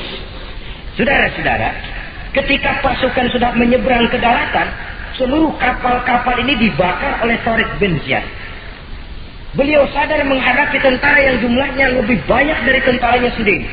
Maka seluruh kapal dibakar. Lalu beliau pidato di depan tentaranya. Ayuhan nas, ainal mafar, al-bahru min waraikum, wal adu amamakum. Saudara-saudara, sekarang mau lari kemana? Kita tidak punya pilihan lain. Di belakang laut, di depan musuh. Mau pulang, kapal sudah saya bakar semua. Ini termasuk menghilangkan keraguan bala tentaranya. Mundur, kecebur, mati. Maju menghadapi musuh yang jumlahnya jauh lebih banyak, resikonya juga mati. Namun mati maju, mati syahid. Mati mundur, kecebur, mati konyol. Pilih. Ya tentu tidak ada pilihan lain. Menghilangkan keraguan di kalangan tentaranya. Juga menghadapi kehidupan ini. Menimbang adalah perlu, tapi berbuat lebih perlu lagi. Jangan takut salah, karena salah berbuat lebih baik daripada tidak pernah salah, karena tidak pernah berbuat. Kesalahan pada akhirnya akan mendidik kita untuk tidak salah lagi pada masa-masa yang akan datang. Ini penyakit pertama. Penyakit yang kedua, al-hazan. Penyakit duka cita. Manusia itu ehoknya terlalu besar. Kalau dia kehilangan sesuatu yang dia tidak senangi, atau menemukan sesuatu yang tidak dia harapkan, dia bersedih. Kesedihan itu timbul sebenarnya karena effortnya. Bapaknya meninggal, dia sedih. Sebenarnya kesedihannya bukan karena matinya bapaknya, tapi kesedihannya karena dia tidak punya orang tua lagi. Dianya itu yang dia tangisi, akunya. Perkara bapaknya mati sih, memang semua yang hidup mesti mati. Tapi dia nggak punya bapak, itu yang lebih dia sedih. Akunya ini. Ehoknya manusia itu. Seorang perempuan yang ditinggal mati oleh suaminya, dia menangis. Bukan karena suaminya yang mati, tapi karena dirinya tidak bersuami. Dirinya yang lebih banyak dia tangisi. Ehoknya itu yang lebih banyak bicara. Oleh karena itu agama mengajarkan, kata Nabi, ahbib habibaka haunan ma asa ayyakuna baghidaka yawman ma wa abghid baghidaka haunan ma asa ayyakuna habibaka yawman ma. Cintailah apa yang kamu cintai sekedarnya saja, sebab sangat boleh jadi yang sekarang kamu paling cinta besok jadi yang paling kamu benci. Tapi bencilah apa yang kamu benci sekedarnya saja, sebab boleh jadi yang hari ini paling kamu benci besok akan kamu paling cintai.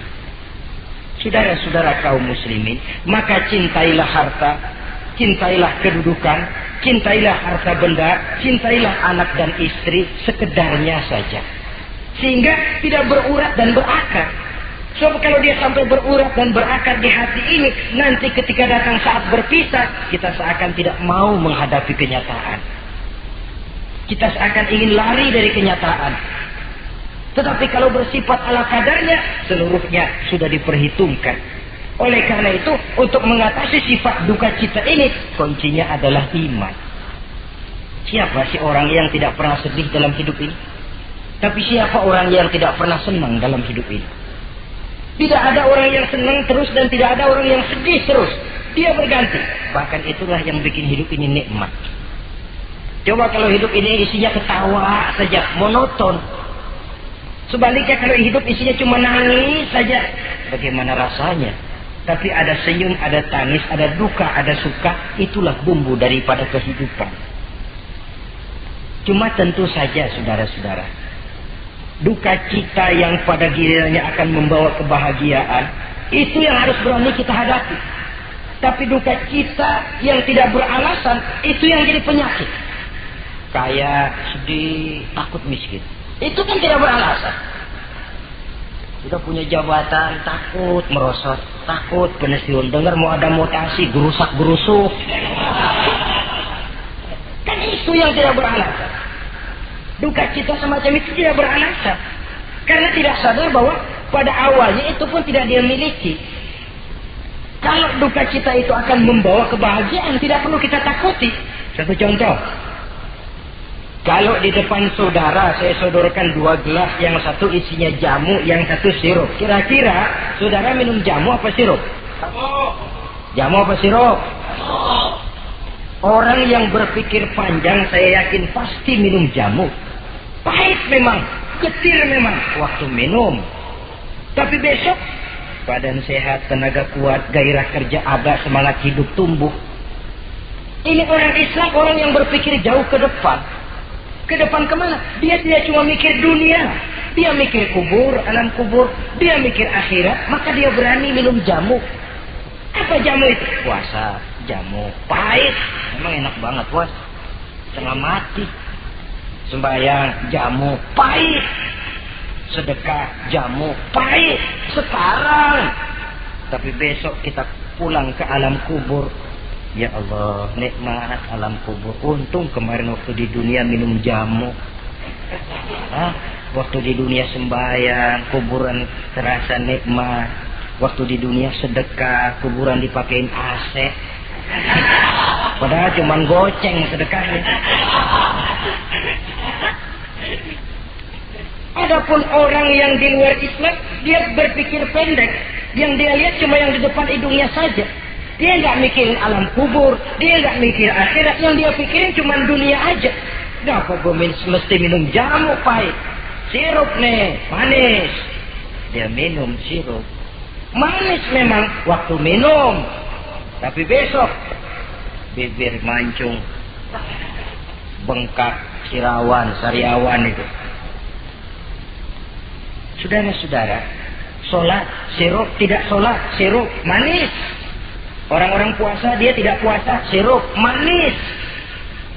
Bakhil, pelit, sirup, manis. Apain sedekah? Ya tumpuk aja tuh harta dah, jangan disedekahin. Sirup, manis memang. Besok dia pulang ke alam kubur, baru terasa bibirnya pada bengkak. Baru timbul, gua nyesel banget minum sirup kemarin. Jadi saya katakan kuncinya adalah iman. Berangkat dari surah Ali Imran ayat 139.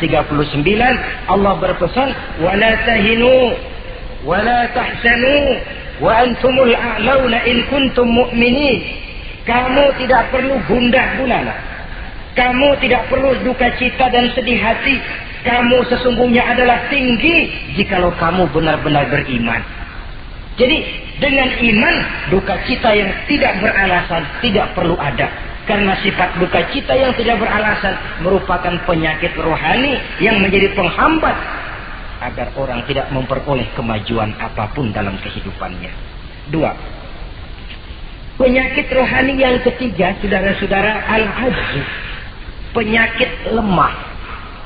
Nabi menyatakan, al-mu'minul qawiyyu ahabbu ilallahi minal mu'minid dha'if. Orang mukmin yang kuat lebih dicintai Allah daripada orang mukmin yang lemah. Sifat lemah tidak disukai oleh agama dan merupakan penyakit batin. Bukan lemah lembut, lemah. Lemah apa? Ya segala lemah. Lemah ekonomi. Agama mengajarkan kadal fakru ayyakuna kufran.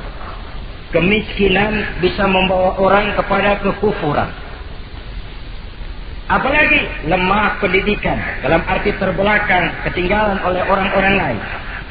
Dan yang paling celaka, lemah iman. Saudara-saudara hadirin yang saya muliakan, imannya lemah. Tidak punya ghirah, tidak punya rasa cemburu terhadap agamanya. Kalau anak gadisnya diusik orang, marahnya 7 lapis langit. Kalau keluarganya diusik orang, bukan main. Ngundang orang lain, menyerbu. Itu orang yang coba-coba ngusik. Tapi agamanya dihina orang. Agamanya diinjak-injak orang. Sedikit pun dia tidak punya rasa cemburu. Sedikit pun tidak ada rasa sedih. Agama saya ini mau dibawa kemana? Islam ini mau dikubur kemana? Lemah iman semacam itu yang kita rasakan sekarang. Sekarang ini orang marah kalau hartanya diusik. Orang marah kalau anak istrinya diusik. Orang marah kalau temannya diganggu. Tapi giliran agamanya diganggu, agamanya diusik, agamanya dihina. Tenang saja, bah. Tidak ada itu gairah, tidak ada itu rasa cemburu terhadap agama. Kaum muslimin yang saya muliakan, lemah iman semacam ini yang sangat membahayakan untuk kelangsungan kehidupan beragama. Di zaman Khalifah Umar bin Abdul Aziz, dalam satu pertempuran melawan orang-orang kafir, tentaranya mengalami kekalahan. Karena kalah, banyak yang ditahan jadi tawanan orang kafir, termasuk 3 orang ofisir setingkat komandan dan beberapa puluh prajurit ditahan di negara kafir ini. Terhadap tahanan-tahanan Islam ini, Raja kafir musyawarah sama para menterinya, terutama Perdana Menteri. Tuan Perdana Menteri, kata Raja kafir, bagaimana? Ini tahanan-tahanan Islam yang enak kita apain? Ya terserah Tuan Raja, kita bunuh saja supaya habis urusan. Ya terserah Tuan Raja, tapi saya pikir-pikir soal bunuh sih gampang. Cuma apa tidak lebih baik kalau mereka kita bujuk saja supaya ikut ke dalam agama kita, meninggalkan Islam agamanya, meninggalkan Khalifah Umar bin Abdul Aziz sebagai pemimpinnya. Itu namanya kita sudah berprinsip senjata makan tuan. Nanti kita pasang mereka untuk menghantam orang Islam sendiri. Pikir aja, betul juga Perdana Menteri. Iya, bujuk saja mereka. Caranya bagaimana? Adili saja di pengadilan secara terbuka, supaya jatuh mentalnya, dia mau keluar dari Islam, ikut ke dalam agama kita. Baik, diadili secara terbuka. Yang adilin langsung Raja kafir, dihadiri oleh banyak tentara-tentara kafir. Yang mula-mula diadilin 3 orang komandan ini. Ofisir pertama maju ke depan. Maju, komandan pertama. Ofisir, saya Tuan Raja. Kamu tahu siapa kamu sekarang? Saya tahu, saya tahanan. Iya, kalau tahanan bisa diatur kan? Bisa diatur bagaimana Tuan Raja? Kamu mau nggak ikut saya? Meninggalkan Islam sebagai agamamu, meninggalkan Khalifah Umar bin Abdul Aziz sebagai pemimpinmu. Kalau kamu mau ofisir, pindah agama saya, nanti kamu akan saya berikan kedudukan yang tinggi, gaji yang cukup, rumah cukup, istri cukup, kendaraan cukup. Pindah saja ofisir. Tuan Raja, bagaimana? Apa Tuan kira selama ini saya berjuang karena mencari kedudukan, mencari harta, mencari tanda jasa? Tidak Tuan Raja. Saya berjuang di bawah bendera Khalifah Umar bin Abdul Aziz li'i'la'i kalimatillah, untuk menegakkan kalimat Allah. Saya tidak akan tergiur dengan tawaran Tuan Raja. Kamu gila ya? Biari.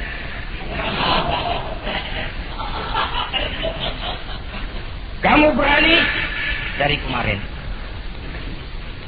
Ofisir, kalau kamu tetap dengan pendirian kamu, kamu akan saya bunuh. Silahkan Tuan Raja. Lebih baik nyawa terpisah dari badan, asal iman jangan berpisah dari hati. Gila ini. Biarin. Bunuh. Datang Al-Fujur, dipancung kepalanya, putus lehernya dengan badannya pisah.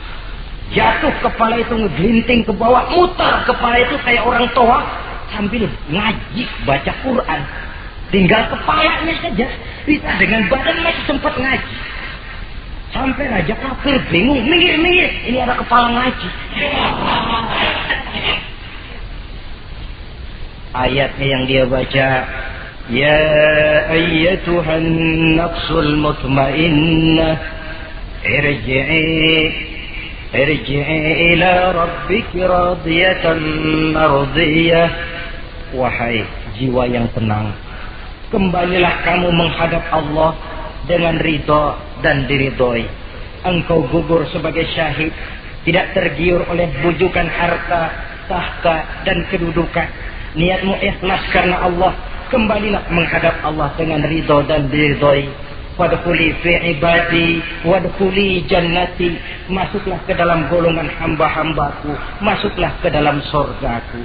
Di penghujung ayat, matanya tertutup dengan rapat, bibirnya senyum menghadap Allah, gugur sebagai syahid.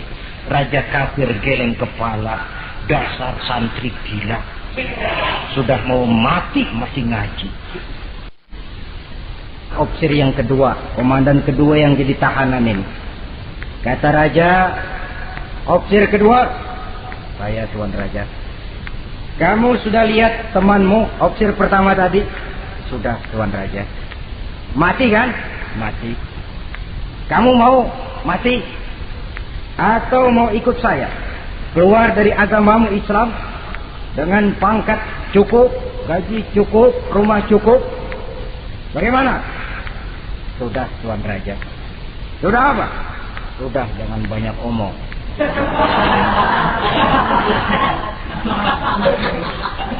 Maksud kamu bagaimana? Saya sudah tidak sabar pengen nyusul teman saya yang barusan Tuan Raja. Saya tidak sanggup bayangkan bagaimana dia disambut oleh para bidadari di sorga, disambut oleh para malaikat dengan ramah tamah, menikmati kehidupan di alam yang penuh dengan keriduan. Oh Tuan Raja, sudah jangan banyak omong. Kalau mau potong, potong saya. Kata Raja, ini gilaan lagi dari yang tadi. Yang tadi masih bisa diajak berunding, ini sudah minta dipotong. Ayo Algojo, potong. Dipotong lagi oleh Algojo. Putus lagi, berpisah kepala dengan badannya. Jatuh ke bawah, masih muter kepalanya kayak orang tawaf, ngaji lagi. Ayatnya yang dia baca, wujuhu yawma izin nadhirah, wujuhu yawma izin nadhirah, ila rabbiha nazirah. Wajah mereka pada hari itu berseri-seri, kepada Tuhannya mereka memandang, matanya terpejam dengan rapat, bibirnya senyum menghadap Allah. Syahid lagi yang ketiga ini. Nah, kata Raja, sekarang komandan opsir yang ketiga, panggil. Opsir ketiga, saya Tuan Raja. Sudah dengar nasib dua orang temanmu? Sudah Tuan Raja. Mati? Mati. Kamu bagaimana?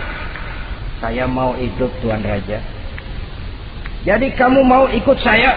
Mau Tuan Raja, saya mau. Mau meninggalkan Islam sebagai agamamu? Mau Tuan Raja. Mengkhianati khalifahmu Umar bin Abdul Aziz? Iya Tuan Raja. Daripada hidup saya kan, daripada mati mendingan hidup Tuan Raja. Daripada nggak punya apa-apa, kan mendingan punya apa-apa. Baik, baik. Nanti saya musyawarah sama Perdana Menteri, kamu saya angkat jadi pejabat tinggi. Baik Tuan Raja. Akhirnya Raja musyawarah. Perdana Menteri, saya Tuan Raja. Ini opsir ketiga baik ini, mau ikut kita keluar dari Islam. Kita angkat jadi apa dia? Itu sih urusan Tuan soal angkat mengangkat. Cuman saya pikir-pikir kok aneh Tuan Raja. Aneh bagaimana? Ini opsir ketiga ini kok mau ya meninggalkan agamanya. Mau mengkhianati saudaranya sendiri, saudaranya sebangsa, setanah air, seiman, sekeyakinan, hanya karena ditawari oleh kedudukan mau dia khianati. Orang itu kalau sudah mau mengkhianati bangsanya sendiri Tuan Raja, apalagi bangsa lain. Sekarang ini dia sopan sama kita karena kepengen selamat. Nanti kalau ada kesempatan, bukan kita yang ditikam dari belakang, senjata makan Tuan. Jadi menurut kamu bagaimana Perdana Menteri? Menurut saya opsir ketiga ini komandan bejat. Masa orang bejat jadi pejabat, rusak rakyat. Malah orang dua yang mati itu orang bagus, punya prinsip, punya pendirian, nyawa taruhannya iman tidak goyah. Itu malah kalau bisa yang dua itu dihidupin lagi. Orang punya pendirian, ya hidupin tuh gimana udah kadang mati. Tidak bisa. Jadi yang ketiga ini gimana? Kalau menurut saya yang ketiga ini bunuh saja Tuan Raja. Ngapain miara orang bahaya? Bunuh saja. Bunuh. Iyalah kalau begitu bunuh saja. Betul juga kamu. Bidang dibuka kembali. Opsir ketiga, gimana Tuan Raja? Saya diangkat jadi apa? Kamu nggak diangkat. Nggak diangkat bagaimana? Kamu ofisir bejat. Kok bejat? Iya. Agamamu saja kamu mau tinggalkan. Saudaramu sebangsa setanah air mau kamu khianati. Apalagi kami yang orang lain bangsa dengan kamu. Kalau ada kesempatan kami akan kamu tikam dari belakang. Jadi saya gimana? Kamu dibunuh. Bunuh. Bunuh. Tuan Raja. Bunuh. Iyalah, bunuh. Tapi saya mau Islam lagi ah.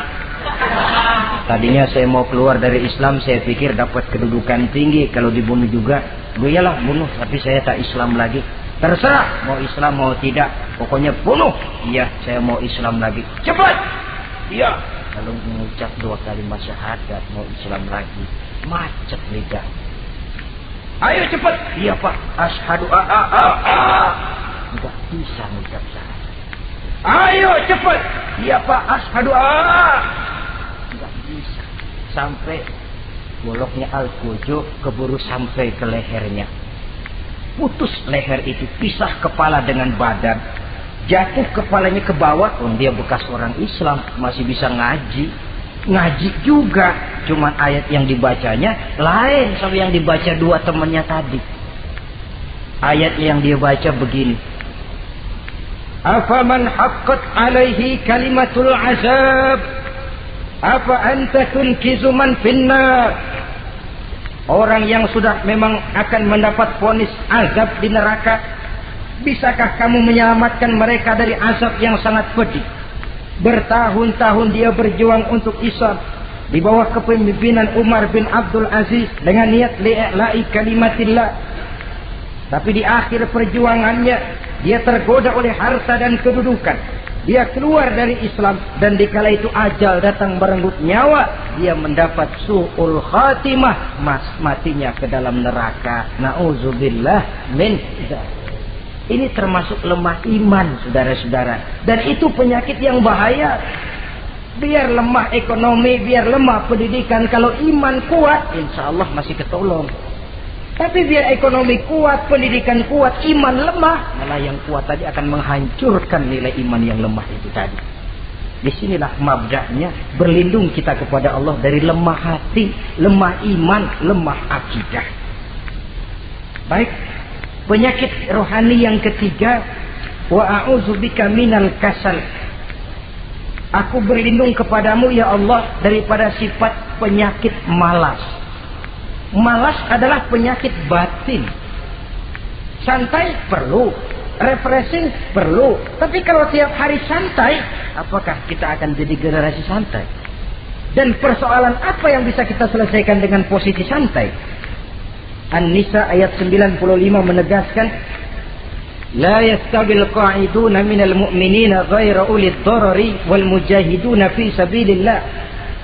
Orang-orang yang berjuang di jalan Allah tidak sama nasibnya dengan orang yang duduk saja gelenggam, gelohom, ayam-ayam tanpa ada uzur darurat, yang hanya menunggu keajaiban yang turun dari langit, menghitung bintang bertebaran di atas cakrawala. Tidak akan sama orang yang berjuang di jalan Allah dengan yang duduk gelohom, ayam-ayam, gelenggam, menikmati apa yang ada tanpa berpikir meningkatkannya ke arah yang lebih baik. Ma'asyiral muslimin rahimakumullah. Malas berusaha, malas beribadah adalah penyakit rohani yang ditiupkan oleh iblis ke dalam diri sanubari kita. Makin tinggi nilai iman, makin berat bisikan kemalasan itu. Namun kalau kita bentengi dengan bahwa malas kita hari ini akan membawa penyesalan bukan besok, bukan lusa, bukan minggu depan, bukan pula bulan depan, tapi barangkali tahun depan, 5-10 tahun yang akan datang, untuk masa depan yang lebih depan di alam kubur, di alam akhirat. Akibat penyesalan di dunia akan terasa di sana nantinya. Allah telah memberikan hidup. Dalam hidup kita diberikan energi, daya dan kekuatan. Manfaatkan daya dan kekuatan itu untuk berusaha dan bekerja. Allah tidak suka kepada orang yang bermalas, berpangku-pangku tangan, menunggu keajaiban dari langit sambil berleha-leha. Allah suka kepada orang yang bekerja keras. Karena seluruh rasul bekerja keras, seluruh para nabi bekerja keras. Saudara-saudara, hanya istana yang ditegakkan dalam khayalan saja, yang bisa dijangkau dengan bermalas dan bersantai-santai. Tapi istana dalam wujud kenyataan hanya bisa dicapai dengan kerja keras dan semangat menghadapi kehidupan. Yang kelima, wa a'udzubika minal jubn. Kami berlindung kepadamu ya Allah daripada sifat takut. Saudara-saudara, setiap orang terlahir membawa fitrah. Fitrah itu juga bisa berupa sifat. Tiap orang punya sifat takut, tiap orang punya sifat berani. Lingkungan, pendidikan, pergaulan menumbuhkan mana yang lebih subur. Kalau takutnya lebih subur, dia akan jadi penakut. Kalau beraninya lebih subur, dia akan jadi pemberani. Masalahnya sekarang kapan kita harus berani, kapan kita mesti takut. Kan itu saja. Bahwa semua orang punya sifat berani, sebagaimana semua orang punya sifat takut, itu real. Tapi kapan kita harus berani, kapan kita harus takut. Agaknya surah An-Nisa ayat 77 cukup menjadi sindiran. Falamma kutiba alaihimul qitalu idza fariqum minhum yakhshawna an-nasa ka khasyatillahi aw ashaddu khasyah. Manakala diwajibkan kepada mereka berjuang, maka sebagian daripada mereka takut kepada manusia seperti mereka takut kepada Allah, bahkan lebih takut kepada manusia daripada takut kepada Allah. Ini kan takut yang tidak beralasan. Tengoklah zaman sekarang, mereka yang menebarkan maksiat punya keberanian. Mereka yang bergelimang di lumpur dosa punya keberanian. Mereka yang melakukan penyelewengan dan menyesatkan manusia punya keberanian. Kenapa kita yang punya niat menegakkan kebenaran, membela yang hak, menjalankan sesuatu yang kita yakini sebagai benar, kadang-kadang dihantui oleh perasaan takut? Takut semacam ini yang jadi penyakit rohani. Mereka berani terang-terangan membuka judi. Mereka berani terang-terangan di tengah jalan umum membuka botol minum-minuman keras dan mabuk sempoyongan. Mereka berani terang-terangan di tempat ramai merampok dan menodong.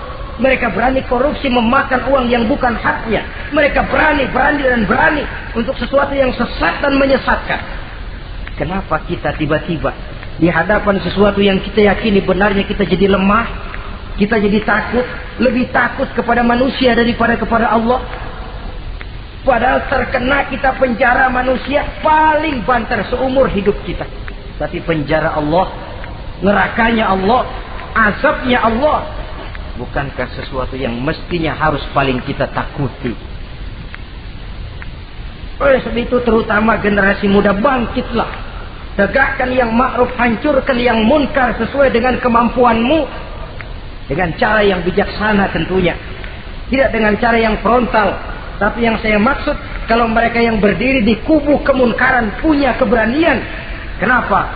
Kenapa kita yang berdiri di atas yang hak dan benar kadang ragu kalau kita tidak takut sama sekali? Saudara-saudara kaum muslimin rahimakumullah. Oleh karenanya kita takut, memang takut kalau harus melanggar perintah Allah.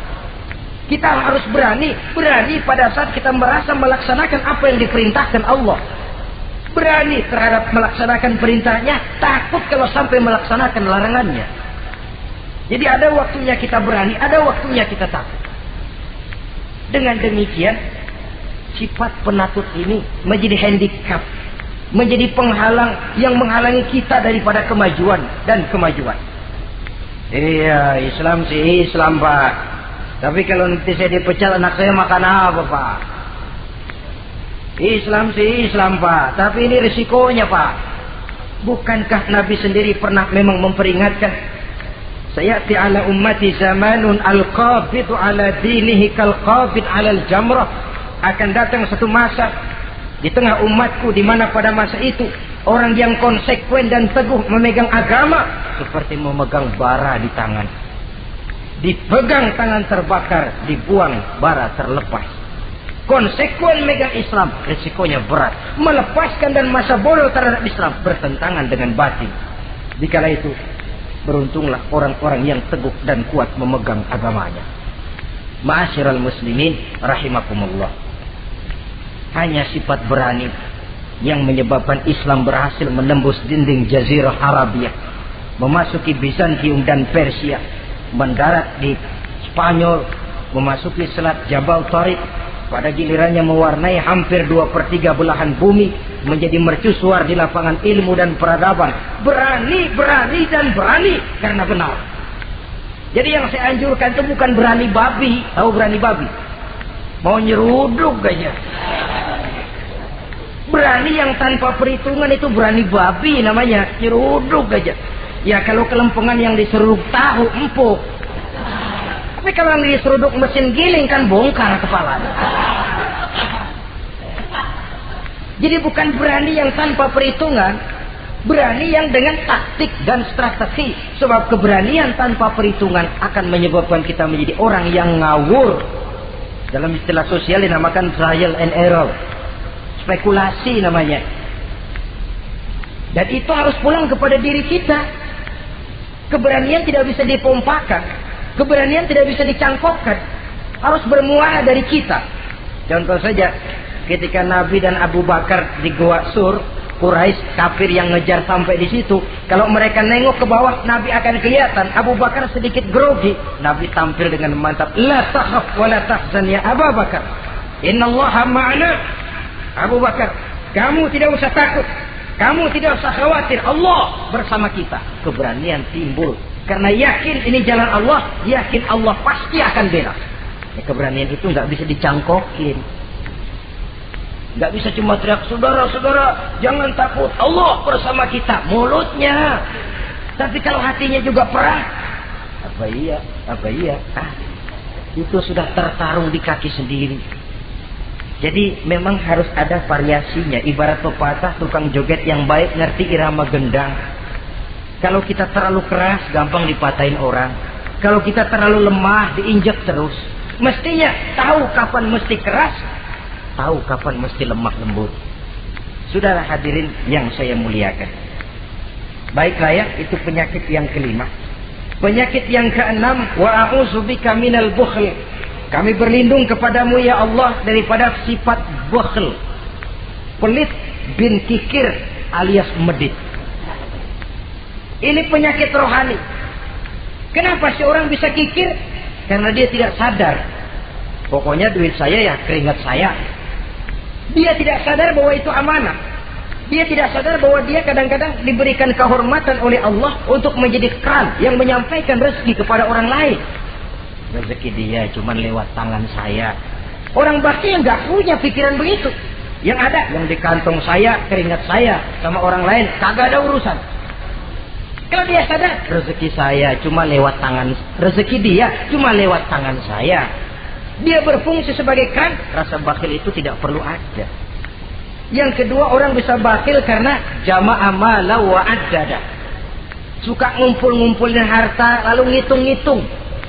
Ngitung. Orang kalau terlalu ngitung kan yang ada kurang melulu. Kebangetan ngitung melulu. Aduh, 10.000. Kalau 15.000 aja enak aturnya. Dapat 15.000, tanggung dikit lagi. Kalau 20 aja cukup dan nih.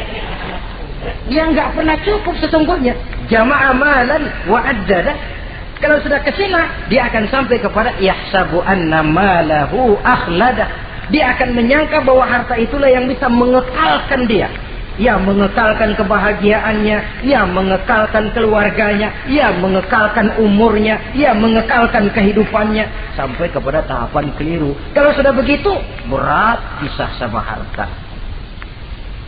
Duitnya 100.000, hilang 1.000. Yang hilang doang tuh yang dia pikirin. Yang masih ada yang 99.000 dia nggak ingat. Waduh, mati gua. Ngapa? Duit 1.000 hilang, mati. Mati. Padahal yang ada ketimbang yang hilang masih lebih banyak yang ada. Hilang itu yang 99, yang 1.000 yang dia ingat. Hilang 1.000, mati gue udah. Mati gitu. Kalau datang orang gantiin, lo jangan sedih dah nih digantiin 1.000, bikin kenceng nangisnya. Kenapa nangis? Kenapa bikin nangis? Coba yang tadi nggak hilang jadi 2.000 kan. Ingat yang tadi hilang. Kapan syukurnya kalau sudah jama'a malan wa addada, prosesnya akan sampai kepada yahsabu anna malahu akhlada. Memang harta itu bisa mengekalkan kita. Kapan? Kalau dia kita belanjakan di jalan Allah. Itu harta yang mengekalkan kebahagiaan. Kita berikan dia kepada yatim piatu. Kita berikan dia memperbaiki jalanan umum. Kita berikan dia membangun puskesmas. Kita berikan dia membangun masjid, pondok-pondok pesantren, memakmurkan majelis-majelis taklim. Itu harta yang mengekalkan kita.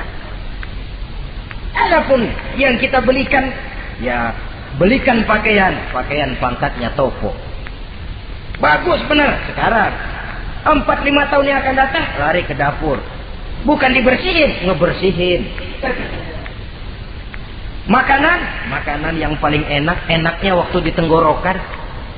Sudah masuk ke dalam perut, sudah nggak ada bedanya singkong dan sate. Malah besok pagi keluar bauan sate daripada singkong. Bedanya makanan cuma di kerongkongan saja. Saudara hadirin yang saya muliakan, jadi kalau sadarlah kita bahwa karunia yang datang itu memang amanah Allah, kenapa harus bakhil? Bahwa rezeki orang harus lewat tangan kita, kenapa harus mengelak? Tidak ada orang jatuh miskin karena dia dermawan. Tidak ada orang jadi susah karena banyak menolong orang. Karena mungkin keberkahannya yang penting itu. Dia menolong orang, orang tidak bisa membalas, tapi Allah membukakan jalan lewat jalan lain yang tidak dia perkirakan sebelumnya. Masyiral muslimin, apalagi kalau orang itu adalah orang yang dekat dengan kita. Maksud saya ibu bapak kita. Oh, itu balasannya paling kontan. Berbuat baik kepada ibu, berbuat baik kepada bapak. Ada rezeki sedikit, belikan makanan yang disenangi orang tua kita. Pak, ibu, alhamdulillah ada rezeki, ini makanan kesukaan bapak, ibu. Menurut kita sederhana, sepele, Allah akan balas, dan itu paling kontan lewat jalan yang tidak kita sangka-sangka. Ibu bapak, yatim piatu terutama juga.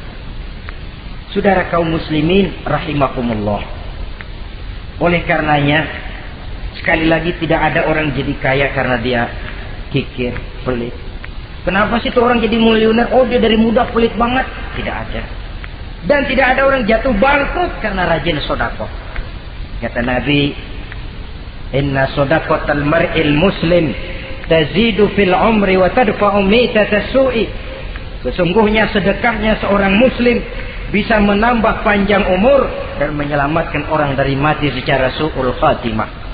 Panjang umur bisa artinya jumlahnya tambah, bisa berarti walaupun orangnya sudah mati, namanya tetap hidup dikenang orang kebaikannya. Itu pun panjang umur namanya. Namanya tidak hancur walaupun jasadnya hancur, masuk ke dalam tanah dimakan oleh cacing tanah. Namanya akan hidup terus, bahkan ditulis dengan tinta emas dalam sejarah. Bakhil, pelit adalah penyakit batin. Dokternya agama dan kemauan diri merubahnya dengan sadar bahwa karunia adalah amanah. Ini penyakit bakhil nggak bisa ke rumah sakit, ke rumah dokter medis. Dokter, saya punya penyakit pelit, bagaimana ngobatinya? Suntik. Tidak bisa. Suntiknya adalah agama, saudara-saudara. Yang ketujuh, wa min ghalabatid dain, inti doa. Saya berlindung kepadamu ya Allah, jangan sampai ada perasaan dililit utang. Bahwa kita hidup tutup lubang, gali lubang itu biasa. Tapi kalau gali terus nggak pernah nutup, ini mau kejeblos namanya. Ngutang lalu nggak bayar-bayar, namanya gali lubang, nggak pernah nutupin.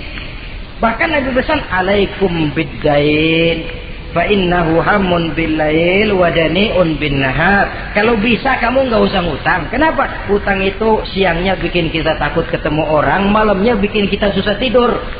Coba dah kalau nggak bisa ngutang, berabe, malam nggak bisa tidur, siang takut ketemu orang. Jangan kepergok nih, belum ada duit buat bayar. Jalan ke sono, takut ketemu. Jangan kemari, takut ketemu. Akhirnya nggak kemana-mana, ngumprak di rumah. Tetapi adat hidup, saudara-saudara, apalagi kita yang ekonomi menengah ke bawah, biasa. Adat hidup itu tutup lubang, gali lubang, saling menerima, saling memberi. Tapi yang diajarkan oleh agama, oke, gali lubang silakan, asal bisa nutupin. Kalau tiap hari gali lubang dulu, kan kejeblos akhirnya. Oleh karena itu, apalagi hutang ini menyangkut hukukul adami, hak manusiawi. Itu di akhirat nanti ya, taubatnya lebih sulit.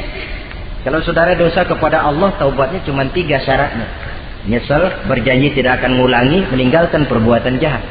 Tapi kalau menyangkut hak manusia, syarat taubatnya 4. Saudara mencuri sendal, syarat taubatnya nyesel, berjanji tidak akan mengulangi lagi, meninggalkan perbuatan mencuri, lalu yang keempat, sendal orang pulangin. Atau minta maaf dan minta ridho dari yang bersangkutan. Sebab ini menyangkut hukukul adami, hak manusiawi. Nggak bisa saudara nyolong sendal, taubat langsung kepada Allah, taubat Tuhan, nggak lagi-lagi nyolong sendal. Tapi sendal orang dibekap terus. Ya belum. Nah, termasuk masalah hutang ini. Ma'asyiral muslimin rahimakumullah. Jadi silahkan gali lubang, asal ada kemungkinan untuk nutup. Dan pada saat kesempatan untuk nutup datang, tutup dulu supaya besok bila bisa gali lagi. Jadi kita kadang-kadang kalau ngutang, begitu datang rezeki aja giliran mau bayar, rasanya kan berat. Masih ada keperluan lain. Datang yang lagi anu aja dah bang, tar. Datang lagi sok, datang lagi tar, datang lagi sok. Kalau tar sok saja, nembak terus, ya kapan-kapan mau kita bisa tutup itu lubang. Ma'asyiral muslimin rahimakumullah. Yang terakhir, penyakit batin, waqah rijal. Kami berlindung kepada-Mu ya Allah, jangan sampai kami hidup di bawah bayang-bayang orang lain. Jangan sampai kami hidup di bawah pengaruh orang lain, hidup disetir orang lain. Badan merdeka tapi jiwa budak. Badan merdeka tapi mental budak. Kita hidup jadi robot. Kemana saja yang nyetel arahkan, ke situ kita berangkat. Hidup tanpa prinsip. Rijal. Hidup jadi bayang-bayang bagi orang lain. Alangkah tidak nikmatnya. Kehilangan kepribadian, tidak punya sikap mandiri. Itu pun penyakit rohani. Karena pada akhirnya nilai kita ditentukan oleh kepribadian kita. Kebesaran tidak bisa dengan nyempeng kepada orang lain. Kekayaan tidak bisa dengan mengakui leluhur. Pribadi kita, sepanjang kita masih hidup di bawah bayang-bayang orang lain, sepanjang itu kita tidak akan pernah punya kepribadian. Dan bila kita tidak punya kepribadian, maka orang tidak akan pernah mencatat kita dalam kehidupan ini. Nah, inilah pertemuan kita yang singkat. Mudah-mudahan ada manfaatnya. Terima kasih dan mohon maaf. Wassalamualaikum warahmatullahi wabarakatuh.